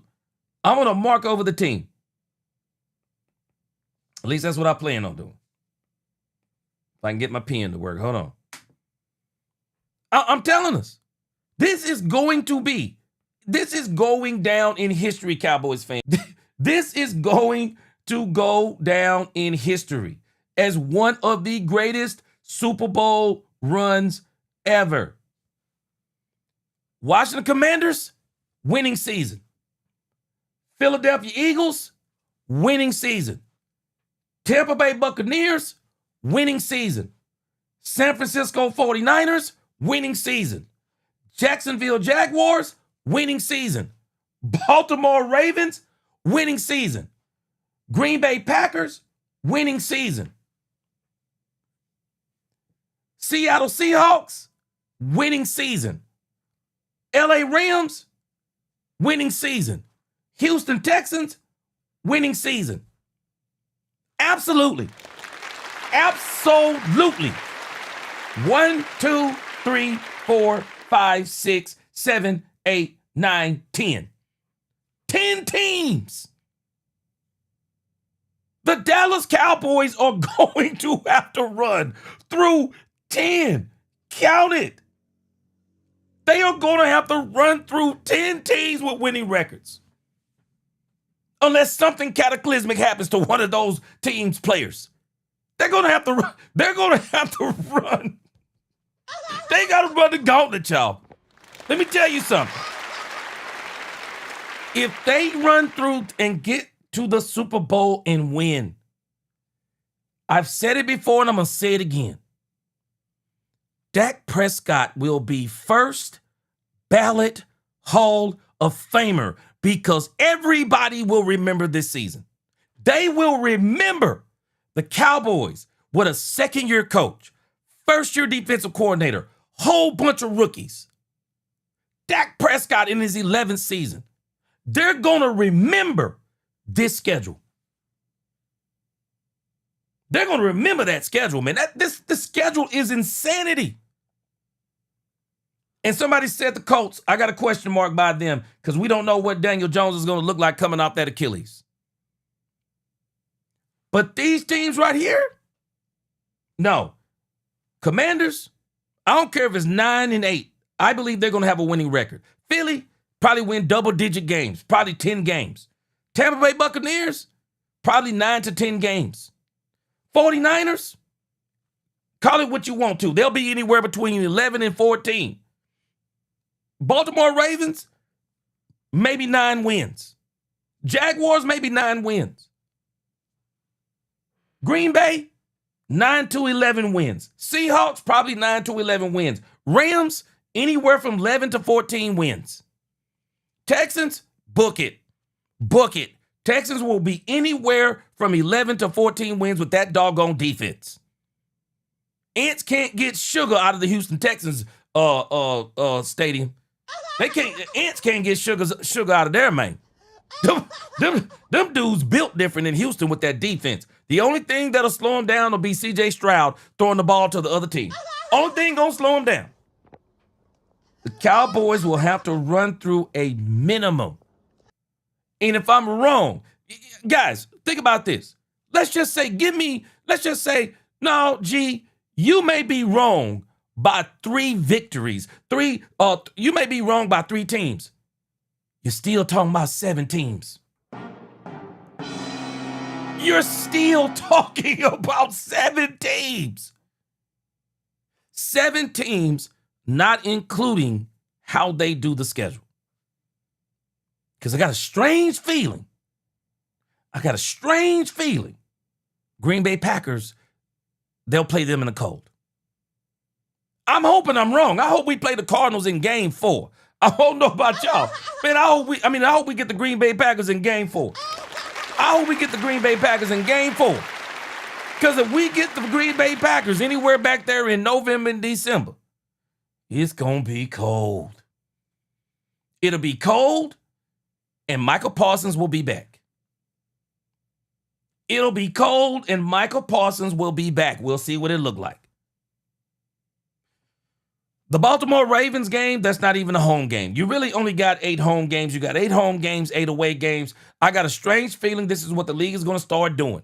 I believe the league is going to have these 17 games, and every one of these home games, they're going to say, okay, if a team gets 9 home games, just go ahead and understand that's going to be an international game. That way you still only get 8 home games, and you get 8 home games and 8 away games. Even if I'm off by 4, you're still going to play 6 tough teams. I mean, I'm just thankful we got the 49ers in Dallas this year. I mean, man, how many times have we been to San Francisco? I'm glad we got San Francisco at home finally.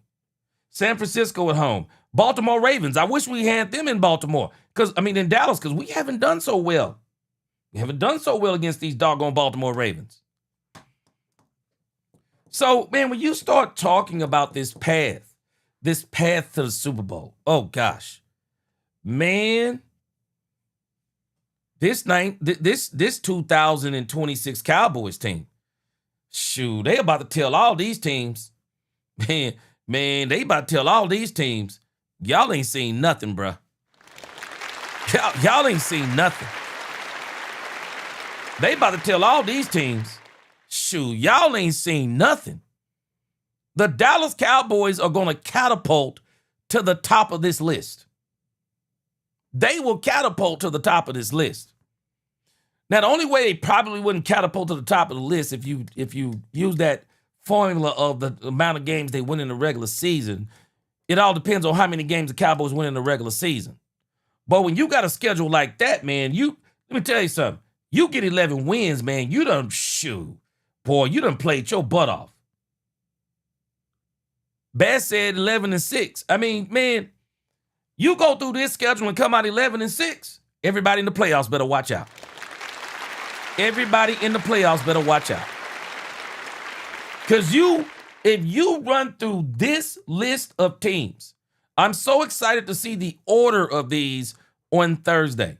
But if you run through this list of teams, this is what we call back in the day, this is what we call battle tested.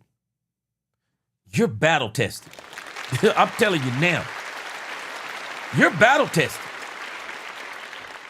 You're battle tested. And I'm going to tell you something, JP. Let me read a couple of comments in here. You got a couple of good comments in here. Headhunter said, gee, yes, I think they purposely do this to the Cowboys, but it basically puts our whole division in the same boat. But Headhunter, watch this.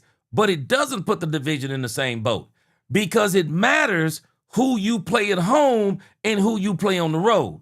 So when you look at the Philadelphia Eagles schedule, they got some of these very hard teams. They got those teams at home. The Philadelphia Eagles right now on paper, Headhunter, how did they come out with the 7th easiest schedule? How'd they do it? How'd they do it? How do they have the 7th hardest strength of schedule? Because it's based on who they play where. They got some of the harder teams at home. And so they're figuring in home field advantage. JPL 96. Cowboys got to change this year. You said, why we got to lose to the tough teams? No, we need to beat the tough teams. We got to beat them. We have to beat the tough teams. We got to beat some of them. Yeah, we got to beat Green Bay at home. We got to beat Seattle in Seattle. We got to beat the Rams in LA. We got to beat the Houston Texans in Houston. We got to pull this off. We have to pull it off.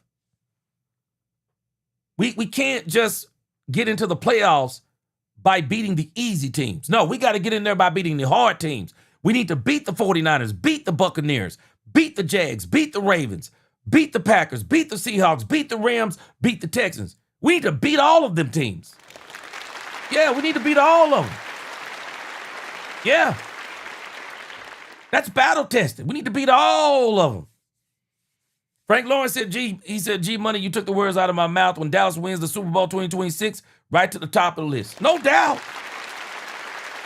Shoot, tell me a team that the 90s Cowboys played. Tell me a schedule they played like this. Shoot, this is a gauntlet, man. This is the gauntlet. And Jose, you hitting it right on the head. Arizona seems easy, but we lose to them every time. Say it. Say it out loud to the people in the back. There's always them losses that should instead be wins that screw us at the end. We got to win the ones we're supposed to win and win the ones we're not supposed to win. That's what we got to do. But they do this on purpose to the Cowboys because you got to make the Cowboys schedule thrilling. Because I'm telling you what they love about the Dallas Cowboys. They love it when the Dallas Cowboys get down there around 3/4 of the season, because this is where the Cowboys really be a lot of talk, where people really start talking about the Cowboys when they get right down to 3/4 of the season and everybody starts saying, man, if the Cowboys win the next 2 games, they can actually get to the playoffs. Y'all remember this talk last year? Y'all do remember. And watch this. Let me show you that I know what I'm talking about. Not only has this happened to the Cowboys one season, this has actually happened to the Cowboys 2 seasons in a row. Anybody remember? Let me see if I can pull up the Cowboys box score. Let me show you how insane this is when you think about what the Cowboys did over the last 2 seasons. I'm just going to take you to a couple of flashpoint moments in 2024 and 2025. Let me take you to a couple of flashpoint moments and tell me, do y'all remember these games? I'm just going to take you to a couple of flashpoint moments. Do y'all remember this game in 2024? The Cincinnati Bengals came to Dallas and we lost 27-20. Anybody remember this flashpoint game? This was the game that knocked us out of the playoffs. This was the game that Micah Parsons walked off the field before the time expired. Walked off the field to the locker room. Because we got right down to this moment. And it was a make or break game. Everybody was talking about the Cowboys, make or break game. Man, the Cowboys win that game, they're going to the playoffs. Didn't win. Flashpoint moment. They love when the Cowboys get to these moments, because up to these moments, the Cowboys, they steal all the headlines. They steal all the headlines. And they get to that game, they steal all the headlines. And then if they lose the game, they definitely steal all the headlines. Steal all the headlines. 2025. Let's go to another flashpoint moment. Another flashpoint moment. Y'all remember this? Cowboys come off a 2-game losing streak. Marshawn Kneeland passes immediately after the Cardinals game. Then we wound up going to the Raiders. Got our little 10-day break. Dedicate the game to the Raiders. Mollywop them boys. Went to the Eagles. Barn burner. Eagles came to Dallas. We beat them 2 in a row. Then the Chiefs on Thanksgiving Day. Wow. Think about this. Cowboys came back. What were we down in the Eagles game? 21-3? We were down some ridiculous number. We were down actually 21-0. Came back and scored. Look at this. We scored 24 unanswered points. Oh, man. Flashpoint moment. Y'all remember? Then we came to Kansas City Chiefs game. Y'all remember this? And Dak Prescott and company. They had us down 14-0, 14-7. We came back on them. We scored, what was it? 20 unanswered points? Beat them 31-28. 31-28. And we were riding on cloud 9 because we knew for sure we were going to, if we didn't beat the Lions, we were thinking in our minds, well, if we don't beat the Lions, we're at least going to beat the Vikings. Isn't it strange? We get to this flashpoint moment again, down in this section right here. This is where they like us to be. Be in that section to where 3/4 through the season, make or break games. Make or break games. We wound up losing to the Lions. And the one that broke the camel's back, it was the loss to the Vikings. That was the one that broke the camel's back right there. The loss to the Vikings broke the camel's back. The Giants game at the end didn't matter. The Cowboys are pretty much done. They didn't care. Cowboys, this is the schedule. This is it. Cowboys are just going to have to win some games this year that people don't think they're supposed to win. They got to win those games this year. Got to win them. You have to start winning the games you're supposed to win and win the ones you're not supposed to win. You got to win them. So that when you lose one of the ones when you lose one of the ones you're supposed to lose, it don't hurt you as bad. And when you win one of the ones that nobody thinks you're going to win, it helps you all that much the more. Xavier Rivera, he said, I think the Cowboys will be 13-4, I think, and I will be in the championship game to go to the Super Bowl. We're going to see. Well, I can tell you now, Dominique, I'm not making any excuses. This is what we call battle tested. You get through this schedule? Shoot, man, come on, man. Boy, you get through this schedule. Anybody to see you in the playoffs, man, it ought to be a flawless victory. Anybody you see in the playoffs, if you get through this schedule with double-digit wins, 11 or more, it should be flawless victory in the playoffs. Nobody should want to see the Cowboys in the playoffs if they get through this schedule. Dominique said, some of y'all already got built-in excuses. I love this schedule. It'll force the Cowboys to be on their game every game, every time they play. No margin for error. It'll show us what they're made of. And not only will it show us what they're made of, it's actually going to make them. It's going to make the Cowboys and who they want to be. It's going to make them into who they want to be. Jay Pell said, I'm going to be yelling at that Seattle Stadium when we play them, so they better not let me look dumb. Let me tell you something. And we're about to go into that discussion about Demarcus Lawrence. Man, Shotty got to stop this stuff talking about, yeah, man, we don't do revenge games. Come on, man, I want to see some revenge games, bro. We can't keep letting people like Rico Dowdle talking about better buckle up and then come in here and run 200 and then run 200 plus yards on us. Then Demarcus Lawrence over here talking about you want to win, Dante Fowler, come to the doggone Seattle Seahawks, man. We can't keep letting people get away with that kind of talk. Got to beat these people, man. You got to beat them. You got to beat them. This is going to build us. It's going to build us. I like it. Cowboy fan Kivo. He said, I believe they're challenging our defense. I believe with a whole new coaching staff, whole new voice, I believe the coaches are going to bring enough energy to fire up our defense. I think the players are going to be fired up. I think the players are going to be fired up. One thing about young people, man, they come into this league, they don't know how to lose until they start losing. They don't know how to lose. They don't know how to lose. So we're going to be good to go. Davion Wallace, now, you know what? I ain't going to disagree with you because I was laughing about that whole thing. People were talking, man, I forgot the dude's name now, man. He ain't been here a couple of years. Man, that was one of the worst things they used to do. Talking about, what was the backup quarterback name, man? I'm sorry, I forgot his name, man. Man, they was running around here talking about this dude was better than Dak Prescott. Went over to the Baltimore Ravens and played one game. They said, sit your butt down somewhere. Don't that dude sit your butt down somewhere. Doggone shame. All right, man. Let's move on. I'm gonna bring tomorrow. I'm gonna bring 1993. I'm gonna bring 1993 tomorrow.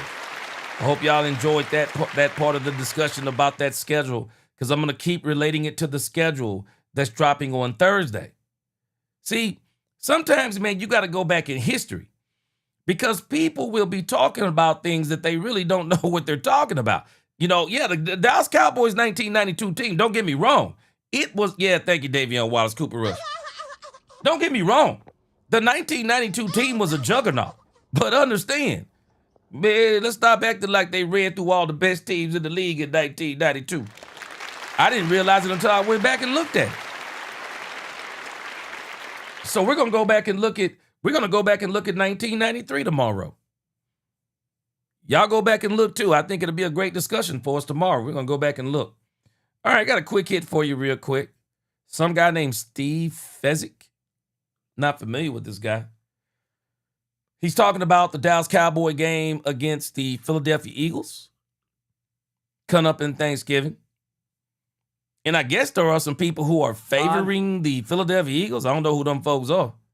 I don't know who they are. But Steve Physics seems to believe that those people are on the wrong side of history. Let's check this out.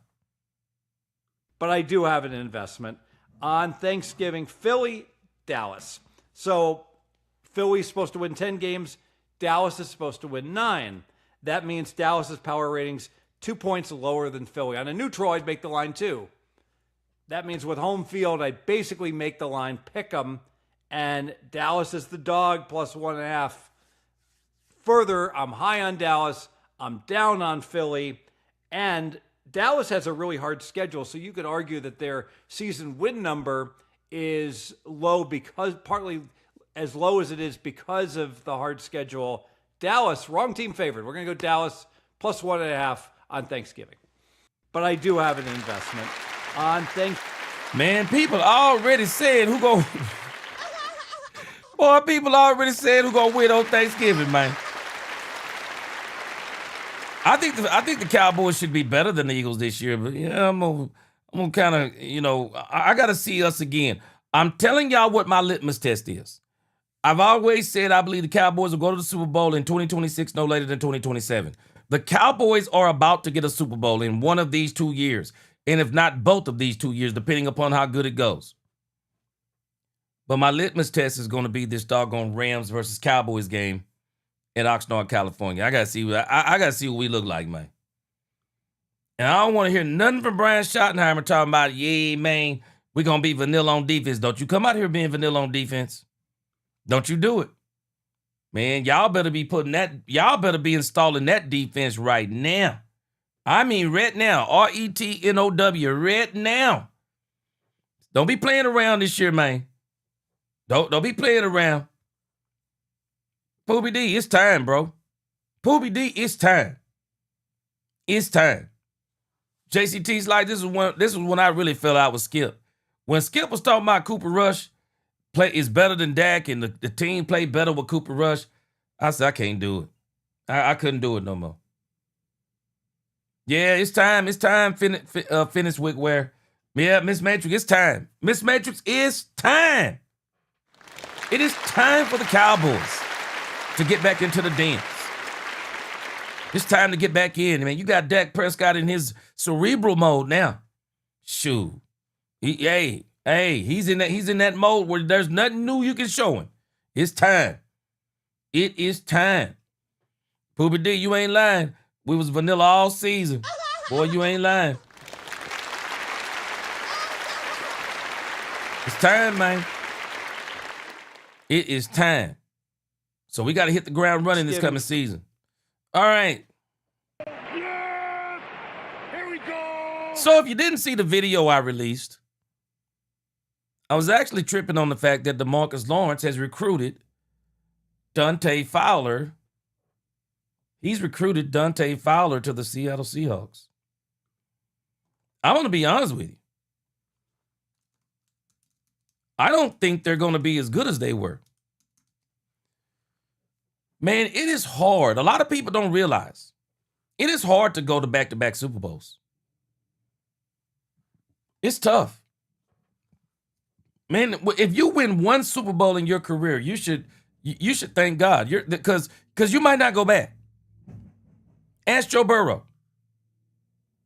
Everybody thought the Cincinnati Bengals, oh yeah, Joe Burrow, the best quarterback since sliced bread. He ain't been back since. Super Bowls are hard to get to. Dan Marino is one of the best quarterbacks I've ever seen and one of the best quarterbacks you haven't seen. Dan Marino went to the Super Bowl in his rookie year. He never saw the Super Bowl again. There are a lot of people who don't realize how hard it is to go to the Super Bowl just once, to catch that genie in a bottle once. Man, it's tough. But see, everybody going to be on to Sam Darnold this year. They're going to be on to Sam Darnold this year. You watch what I tell you. They're going to be on to Sam Darnold. They're going to look at the film with Jackson Smith and Jigba and how Christian Gonzalez, that cornerback from the Patriots. Shoot. And Jackson Smith and Jigba out there running around talking about, yeah, man, my foot hurting. Yeah, I know your foot hurting.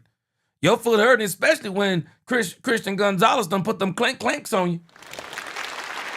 Shoot, Christian Gonzalez put them clanks on that man.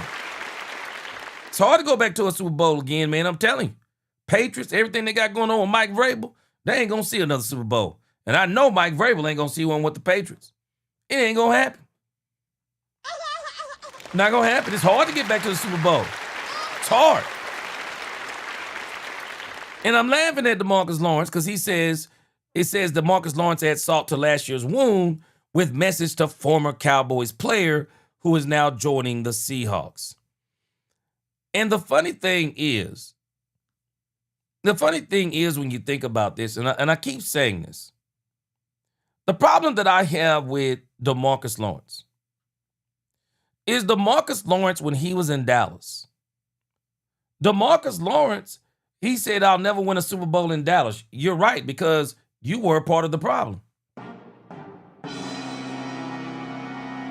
You had to get around a bunch of dogs so you didn't have to be the man. But we needed him here to be the man.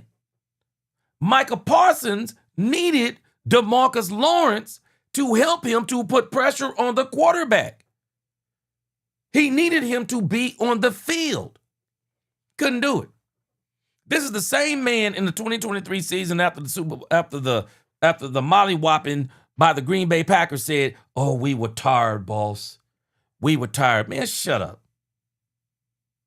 You're a professional football player. The Cowboys are paying you grand theft money. And then you got the unmitigated gall to tell somebody in the press conference, yeah, we was tired. Man, even Gilly was looking at him like, I don't know what he's talking about. Even Stephon Gilmore was like, what is this dude talking about? I don't know what he's talking about. Talking about he's never going to win. Yeah, it was because of you. It was because of you. You were never going to win a Super Bowl in Dallas because of you. Says here, before deciding where to sign for the 2026 season, free agent outside linebacker Dante Fowler had a long conversation with Seahawks outside linebacker and former Cowboys teammate Demarcus Lawrence. We talked for like 30 minutes on FaceTime, just chopping it up. And after that, I made my decision, Fowler said, after signing with the Seahawks on Monday. And what was Lawrence's biggest message to Fowler that helped convince him to sign with the Seahawks? If you want to win a Super Bowl, you should come here, Fowler said, relaying Lawrence's message.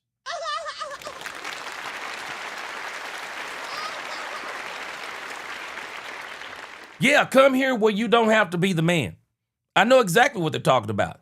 Says in Seattle, Fowler would join an outside linebacker group that includes Lawrence, who signed with the Seahawks last year, Uchenna Nwosu, and Derek Hall. 31-year-old Fowler is heading into the 12th season of an NFL career that began with the Jaguars, who made him the number 3 pick overall in 2015.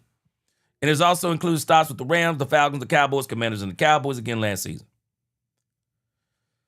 And so, here he is, like he's signing his deal, in some kind of, I don't know what that is. Is that like a triple jacket or something? I don't know what that is. Must be that Seattle wear. Must be that Seattle wear. I don't know what that is. Ted Jones said, I was 30 minutes a long time chopping it up. Boy, you ain't lying, boy. I don't know what kind of people he be talking to. Oh, no. JCT Slice, they'd have never let Dak live it down if he'd have said in the presser the offense was tired. Miss Matrix said they said D-Law was taking shots at Dak in the offense, saying he was tired. They couldn't sustain long drives and kept the defense on the field. Yeah. I don't know. It sounded like some of that was actually aimed at Micah Parsons. Yeah, it sounded like some of that was aimed at Micah Parsons. Yeah, hallelujah. I'm like, yeah, he came from Antarctica, bro. It almost like he got a third arm behind his back. I don't know what kind of fashion is this. I mean, it looks like the jacket is on from the bottom up or something. Get out of here with that nonsense, man. Kimberly Hunt, she said, hey, G, I live in, what's that? Is that Washington? But I'm from San Antonio, and these Hawks fans are unbearable. Talking mess about D-Law. I wear my cowboy gear everywhere for these haters. Cowboy fan for life. Ooh. I give you all the, standing ovation for you. Standing ovation. Because when you are in a place like that, Kimberly Hunt, and you wearing that Cowboys gear, standing ovation. Yeah, you know, it's kind of funny. And maybe some of this with Dante Fowler, it could be partially Matt Eberflus. But I'm gonna go out on a limb. I'm actually going to go out on a limb, and I'm not gonna blame Matt Eberflus. Because the thing that I find to be strange, he was here with Dan Quinn in 2022 and 2023. He was here with Dan Quinn, but he had 6 sacks in 2022. He had 4 sacks in 2023. And the thing that was strange in 2024, which was his best season since 2019, with the Commanders, he had 10 and a half sacks, 1 interception, and 1 touchdown. And Dan Quinn didn't bring him back. And we should have knew then. When Dan didn't bring him back, we should have knew then. We should have knew then. We absolutely should have knew then. At Chong, he said, "Gee, shout out to whoever helping you with the podcast behind the scenes. It is me, myself, and I. I appreciate you." It's me, myself, and I, Tin Chong. I put everything together. Yep. I put everything together. I appreciate you. Angie the Rebel Chicks. What is going on, Angie? She said, "G skipping comments." What is going on? Good to see you in here today. So again, you know, when you look at what Dante Fowler did, I mean, he was a letdown for the Cowboys last year. And I don't know, maybe some of that could be attributed to one Matt Eberflus, but definitely a letdown. Definitely a letdown. Yeah, JCT said he's being petty and petulant. Propped up Sam Donald in order to take shots at Dak. Yeah, disgusting. I'm about to go and check and see what he talked about. Maybe that's what Miss Matrix is talking about. Larry Golden, he said, "If Cowboys got to be like an Army commercial, all you can be." Oh, yeah, be all you can be, and that's the truth, yeah. Well, I tell you this schedule going to put some hair on somebody's chest this year. Yeah, it's going to put some hair on somebody's chest. Freddie, he said, "I'm just going to say this here. If Shotty takes Dallas to the Super Bowl this year or next year, he will pull off a Jimmy and go back to back. Watch what I am telling you. You mark my words." Oh, I believe so too. Because I believe if you go this year, you definitely go next year. Because you will be better next year than you are this year. Yeah, you'll be better. Yeah, I'm telling you, Baz, this man here, Baz, this man's a straight up hater, man. This man's a straight up hater. And again, we needed him to be the man in Dallas. He couldn't be the man in Dallas. They were begging him to be the man in Dallas. I remember last year I said when Demarcus Lawrence got hurt in that New York Giants game, I remember when the channel was real early and I would be telling Nisi and telling Angie and others, he won't touch the field again, and he didn't. That joker didn't touch the field again for the Cowboys. That joker didn't touch the field again. I said, this dude ought to be ashamed of himself. Dallas paid this dude all that money. All that money. And it seemed like Demarcus Lawrence was hurt every time you looked up. Seemed like he was hurt every time you looked up. All right, I got a couple of quick topics here before we get out of here today. Appreciate y'all rocking with me. Best chat on YouTube. All right, let me show you something this guy came up with. I don't know who gets the credit for this, but this thing is nice. Let me see. And I've labeled this the need for Caleb Downs. The need for Caleb Downs. And this is a post by Mike. I got a new person. If y'all don't follow this person, I'm assuming that he comes up with this. He is the scouting. Let me pull it up on the screen. Y'all make sure y'all go and subscribe to this dude.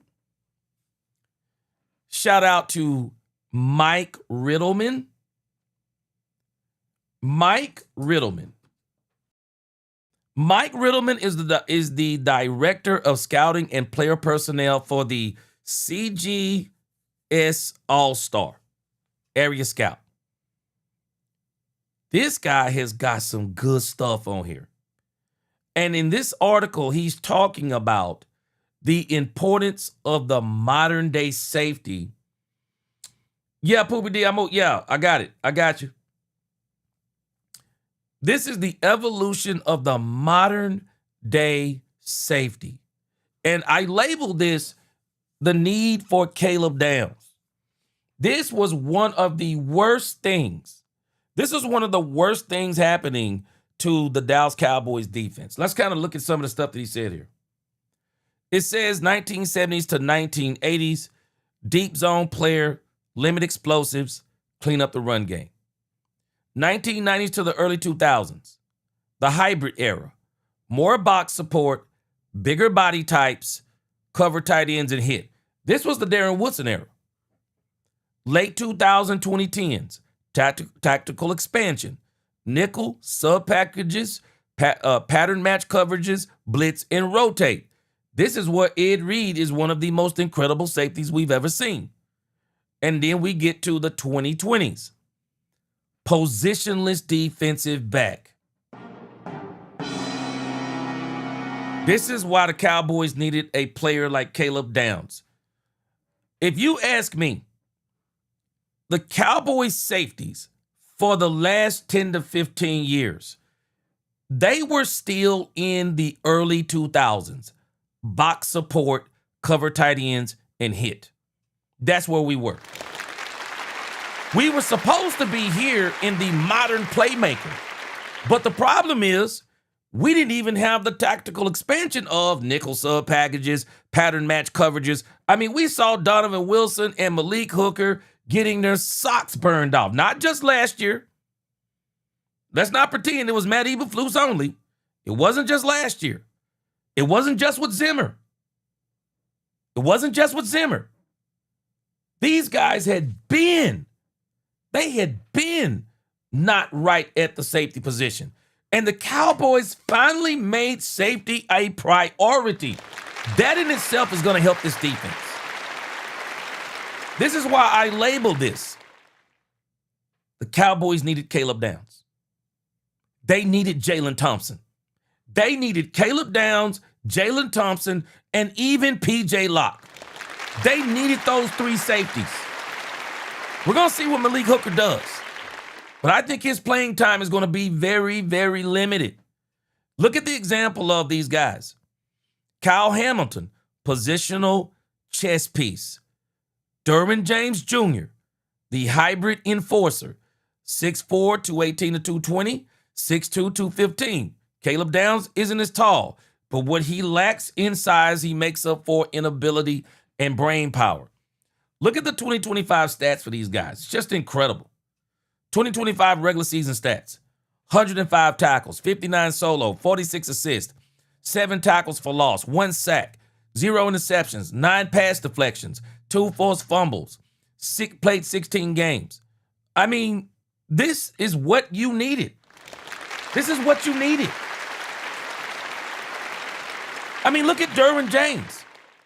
Your safety, 94 total tackles, 50 solo, 44 assists, 6 tackles for loss, 2 sacks, 3 interceptions, 7 pass deflections, 1 forced fumble, 16 games. The Cowboys needed Caleb Downs. They needed Caleb Downs. They needed him bad. Look at the next-gen stats usage. Look at this. This is Kyle Hamilton. Played snaps at deep safety, nickel, box safety, dime, linebacker, slot defender, edge blitzer. 20-plus miles per hour closing speed, tracked on 92% of snaps. Wow. Wow. Wow. Look, allowed 0.51 yards per coverage snap. They needed Caleb Downs. Allowed a 57.3% completion rate in primary coverage, top 20% among safeties. They needed Caleb Downs. They needed him. Caleb Downs can play outside corner, slot corner, strong safety, weak safety, probably a little bit of linebacker, you name it. Caleb Downs can do it all. Look at Derwin James Jr. 300 plus snaps aligned in the box, 400 plus snaps aligned at deep defensive back, allowed just 3.8 yards per target from defensive back alignments, 92nd percentile. Cowboys needed Caleb Downs. This is the part of the defense we were missing. 16 pressures generated as a blitzer. Top-tier coverage versatility metrics. Among league leaders in defensive versatility snaps. I'm going to keep saying it. The Cowboys needed Caleb Downs. This is how the modern safety is used. And we didn't have the safeties that could do it. Wilson or Hooker could do it. Look at this. Modern safeties. Deep safety. Control the post.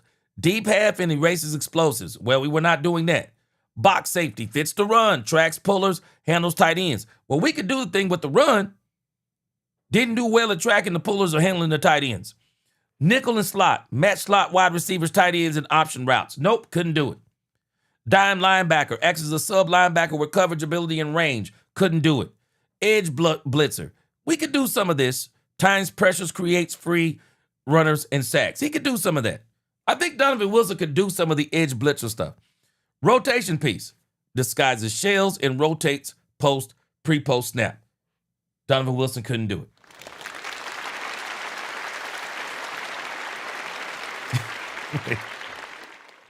Wait a minute, hold on a second. Boy, y'all got me rolling. Booby D said Wilson was always looking at the back of jerseys. Larry Golden, he said, we have a great mix of rookies and veterans. The veterans are going to teach the rookies, and the rookies are going to motivate the veterans with a great coach. Yeah, I agree with both of y'all. Wait a minute, Bass got me rolling. Bass said Donovan Wilson was asked how he said Donovan Wilson was asked a lot of how the back of my feet look. He said, did you like them red bottoms or no? Boy, Wilson was getting tore up back there, boy. Wilson was getting tore up back there, man. I'm telling y'all, man, we needed Caleb Downs bad. We needed Caleb Downs bad. Says here, why the position changed. Spread offenses, 3-by-1 sets, RPOs, motion and slot uses forced defenses to put better athletes in space. Exactly. Yeah, in other words, versatile quarterbacks who could run and throw the ball. Match coverage, quarters, cover 6, and pattern match rules made communication and versatility critical. We were suffering there. Pressure disguise, simulated pressures and creepers, require safeties who can rotate, blitz, and cover. We needed Caleb Downs. New prototype, cornerback movement, deep field range, blitz timing and technique, linebacker physicality, football IQ and communication, position versatility. Poobie D, I'm going to agree with you. We had not had that since Darren Woodson. Hadn't had that since Darren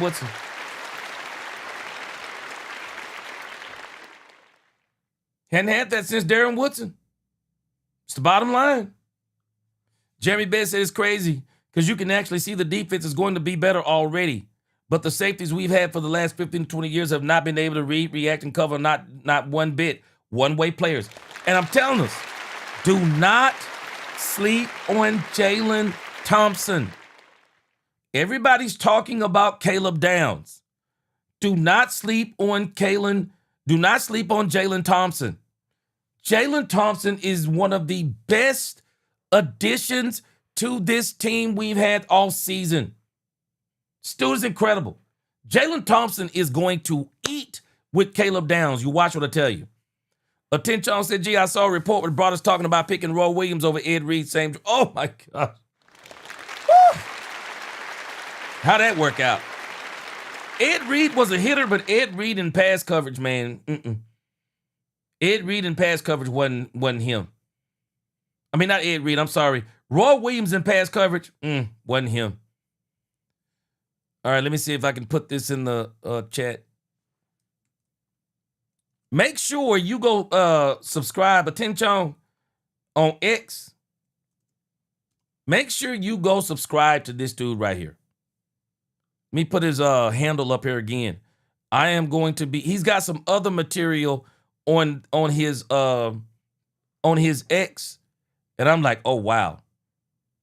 I saw some other stuff I'm going to share with you over the next few days. His name is Mike Riddleman. Go follow him on X. Great follow, man. Great follow. Great follow, man. I'm telling you, this dude here. Make sure I just followed him. I thought I was following him. Now I'm following him. It came across my timeline. I'm telling you, this dude is nice with it, man. He nice with it. And he breaks all of this stuff down. He's got he's got this nice chart. And so this is one of the reasons why the Dallas Cowboys absolutely needed Caleb Downs. And they not only needed Caleb Downs, they needed Jalen Thompson. The Cowboys, the thing that I'm excited about the most, they have proven playmakers in the defensive backfield. Those proven playmakers so far, Kobe Durant, Jalen Thompson, and Caleb Downs better be with all of the hype that came with him. So you got 3 playmakers in the defensive backfield already. What's up, David Barnes? I mean, you already got playmakers. And I'm not going to leave out. Bass said got to be better this year with Durant, Thompson, Locke, and Downs. And I'm not going to leave out P.J. Locke. I think P.J. Locke is going to earn some time on the field. I'm going to tell you another one. They better watch out for anybody who think they got it wrapped up. There are 2 more players that I believe are going to make a difference this year. Devin Moore, and Darion Kendrick. Man, them dudes coming to play, man. Them dudes coming to play. So our defensive backfield is going to be better. Hey, hallelujah. I see you. Hallelujah said we need a lot more too. He said that last topic. You ready for the last topic? Yes! Here we go! Hey, man, this last topic, man, let me show you something crazy I found. Boy, let me show you something crazy.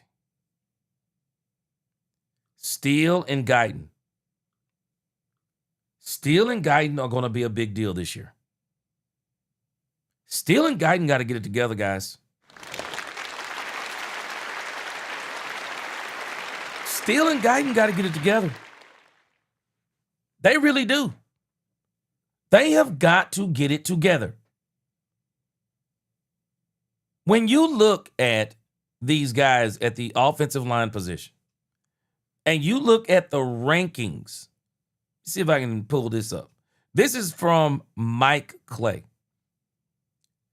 He went and pulled up every single team's offensive line. And he has their projected starters. And he's got a rating system here, as you can see. It's probably from 0 to, maybe it's probably from 0 to 10. Yeah, it's probably from 0 to 10. And let's find the Dallas Cowboys on here. Here's the Dallas Cowboys. I want you to look at the Dallas Cowboys offensive line. This is their projected starting offensive line. Does anybody see a problem here?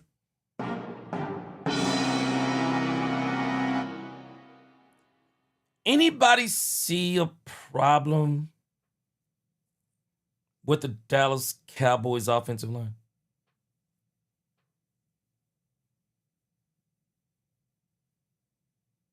Anybody see a problem?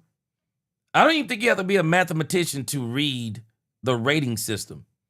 If the rating system is from 0 to 10, anybody see anything wrong? Yeah, we got an offensive tackle problem.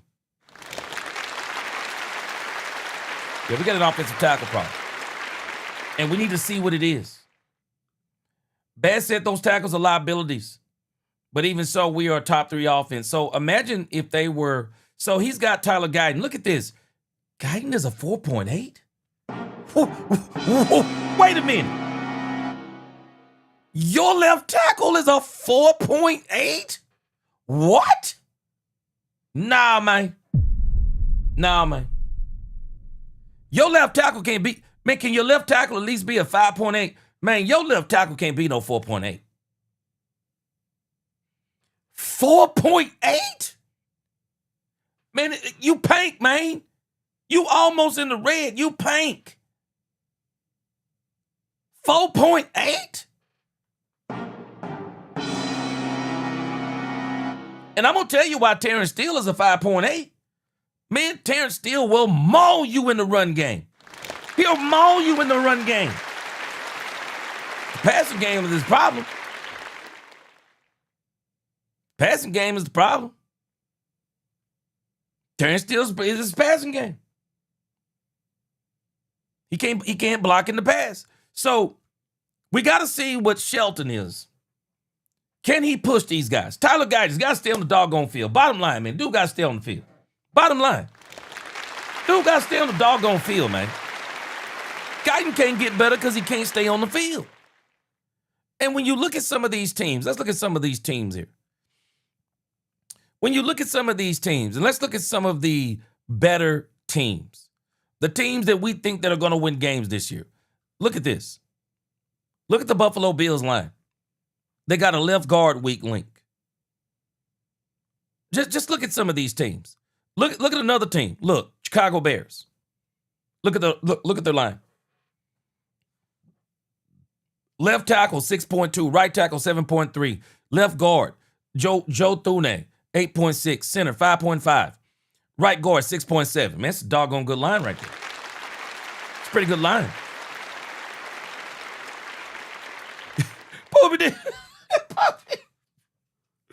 Poobie D said, dang, man, I'm a 4.5. Man, come on with it, Poobie D. Come on. Poobie D, you could probably beat Guyton out, man. Right now, Poobie D, you could probably, hey, if you don't beat him, man, I bet you give him a run for his money. Come on, man. Man, you can't be in the foes, man, trying to protect the backside of one of the best quarterbacks in the league. Just look at these winning teams, guys. Teams that we know that are going to be winning teams. I mean, look at the New York Giants. Look at this. This is crazy. Man, Cowboys should take care of business on these boys. This offensive line is putrid for the New York Giants. You want to know why the Patriots were probably pretty good last year? Look at their offensive line. The center is bad. 5.4, 6.4, 6.6, 6.4. 4.3 at the center position. Look at this.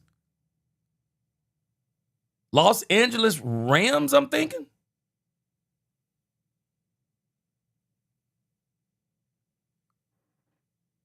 Let me see here. I wonder if this is the Los Angeles Rams. Let's see, wait. LA Rams. Yes, the Los Angeles Rams. Because they got the Las Vegas Raiders of LV. Look at the Rams line. Look at the Rams line. This is the kind of line that gets you to the Super Bowl.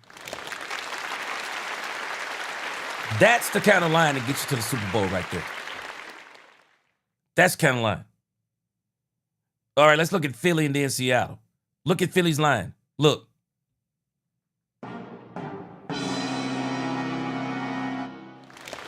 There's a reason why Philadelphia is always one of the best rushing teams. There's a reason. There's a reason. They have the second best offensive line in football. That is a heck of an offensive line, man. It really is. What's holding them back? Dare I say, Big Rumbowski? I think the Philadelphia Eagles wore Saquon Barkley out in the 2024 season. Go check the record of those running backs who run for 2,000-yard seasons. They fall off a cliff the next season. Go look at those running backs who run for 2,000, where he didn't run for 2,000. He ran for 1,900. He almost eclipsed 2,000. Go look at DeMarco Murray the year after the Cowboys let him go and he went to the Eagles. Man, let me tell you something. When you hit that 2,000-yard mark, very few are Adrian Peterson. Man, you fall off a cliff. Philadelphia got the second best line in football. Second best line in football. Seattle look like they may have a few problems this year. Left tackle is great, but their center and their right guard, threes. Look at San Francisco. They're a seven. Seventh best offensive line according to this. Very good list, man. Very good list. Man, I told you, man, I be out here in these streets, man, scrounging for y'all Cowboy fans, man. Scrounging. Trying to bring y'all the best information I can. This is a very good list. I'm gonna put the link into this. I'm gonna put the link down here for you guys. Put the link down here, man. Some good stuff right here, boy. Love it. Love this kind of information. Very good stuff. Y'all can look at that and some good stuff there. G-Man said, "No, he got that Madden curse. You get on that cover, it's over, man." Yeah. All right, I got one more, actually. I actually have, let me see. I think I actually got one more quick hit I forgot to put on there for you guys. One more quick hit, and then we get out of here.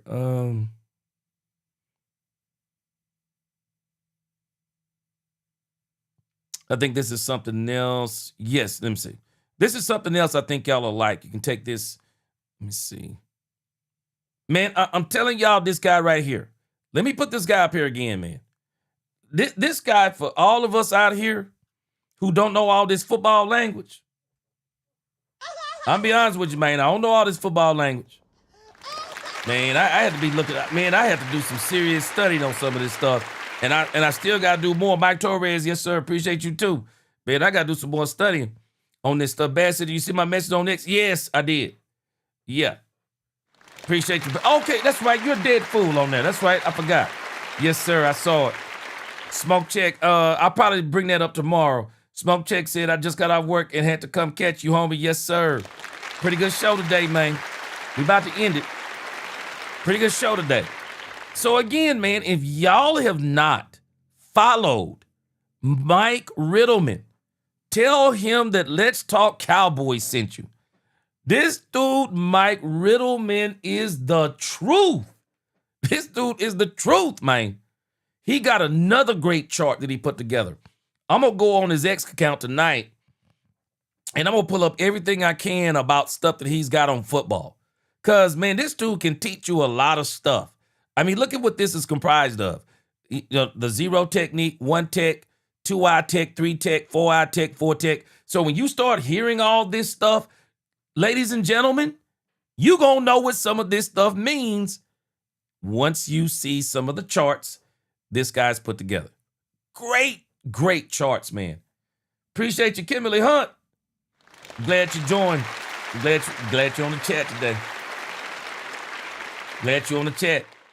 So, in case you don't understand defensive tackle alignments and techniques, these are the defensive tackle alignments and techniques. Absolutely love this. I'm going to go study this some more. But here it is right here. This is the 0 tech. 0 alignment, 0 tech protects the A gaps, primary gap. Then you got the 1 technique. Looks like he lines up kind of over the, the left shoulder and the right shoulder of the center. Primary gap is the A gap. 1 technique. 2-eye technique. Inside shade, responsible for the B gap. Responsible for the B gaps, basically. Responsible for the B gaps.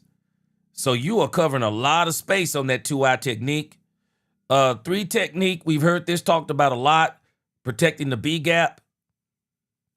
And if I'm not mistaken, the way the gaps go is, so this is your center, this is the A gap, this is the B gap, and then the C gap, if I'm not mistaken. Tell me if I'm wrong on that. But I'll know this once I get done studying this stuff this guy's done here. Now, if you don't realize, this is something that they've been talking about with the Dallas Cowboys now, this 4-eye technique. You know, this 4-eye technique. And I think this is kind of in that 3-4 defense, that 3-eye technique. So you line up right here, looks like right inside that right tackle's right shoulder, and you play, I guess, the C gap right in here. And again, here it is, aligned on the inside shoulder of the offensive tackle. Exactly. 3-4 tight fronts. This is what we've been hearing people talk about. We've been hearing people talk about this.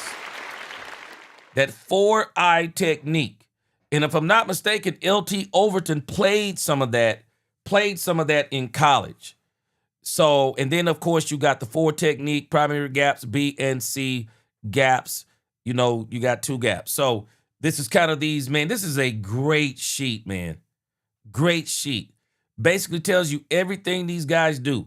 Got the details, the pros, why it's beneficial, the cons, the potential downsides. So we may go over some more of this when we come back on tomorrow and just read some of the rest of this. But I put it down in the description for y'all to look at. But, man, I'm telling you now, this guy here, man, if you want to learn football, man, this guy will have you, he'll turn you into a football savant. He will turn you into a football savant. I may actually print some of these up just so I can have them just to look at as a book. This is some good stuff, man. Very good stuff. Very good stuff. Man, I appreciate y'all rocking with me today. Man, whew. Whew. Frank Lawrence says, is him still igniting and proving impossible? Come on, man, I hope so. Frank Lawrence, appreciate that super chat. I hope they improve. I really do hope they improve. We need those guys to improve. I'm telling you, man, we need our left tackles and right tackles to improve. Because if not, this is going to be a problem. This is going to be a problem if we don't. Because, man, these teams are just getting better. They're just getting better, man. And if your left tackle can't block in the passing game, if your right tackle can't block in the passing game, well, I'm going to be sending safety blitzes off the edges all day long on you. I am. Or I'll beat you straight up from the left and send my blitz from the right. Come on, man. Come on. We gotta really work on that left tackle situation. We really got to get that thing worked on.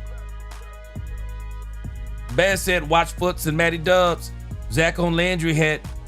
Matty Dubs was on Foots? Really? They all do what Mike Riddleman does. Oh, you talking about, wait a minute.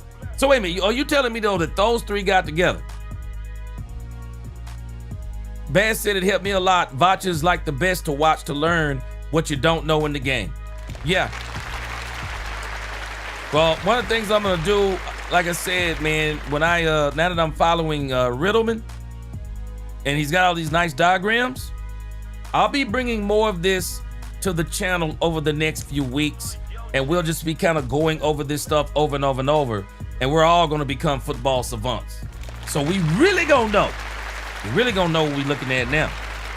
Yeah, but yeah, I follow Brian Baldinger too. Yeah, hey, Brian breaks it down in the Goo Goo Gaga. Really like Brian. I really think that Vach Lombardi breaks a lot of stuff down in the very plain language. Poobie D, yes sir. Best chat on YouTube. Peace out. Yeah, Mike Torres, appreciate you. See you on the next one. See you tomorrow. Yeah, Bass, yeah, I'm saying separately, they're all great. I got you, yes, sir. Yeah, I check them all out. Yeah, Dubs is really good, too. But yeah, Vach makes a lot of things in the Goo Goo Gaga, likes the way he talks. But yeah, man, I'm gonna bring some more of this stuff to the channel and just show you these diagrams, and we're all gonna learn. Hey, man, we all gonna learn the basics of football before it's all said and done. We're gonna be watching football on a whole new level in 2026. Again, man, let me see. Frank said, Jay, you mentioned that guy Nick from SMI. He has a decent show. Not in your orbit, but decent. Hey, man, I appreciate it. Yeah, SMI, though, he brings a lot of good information. A lot of good information.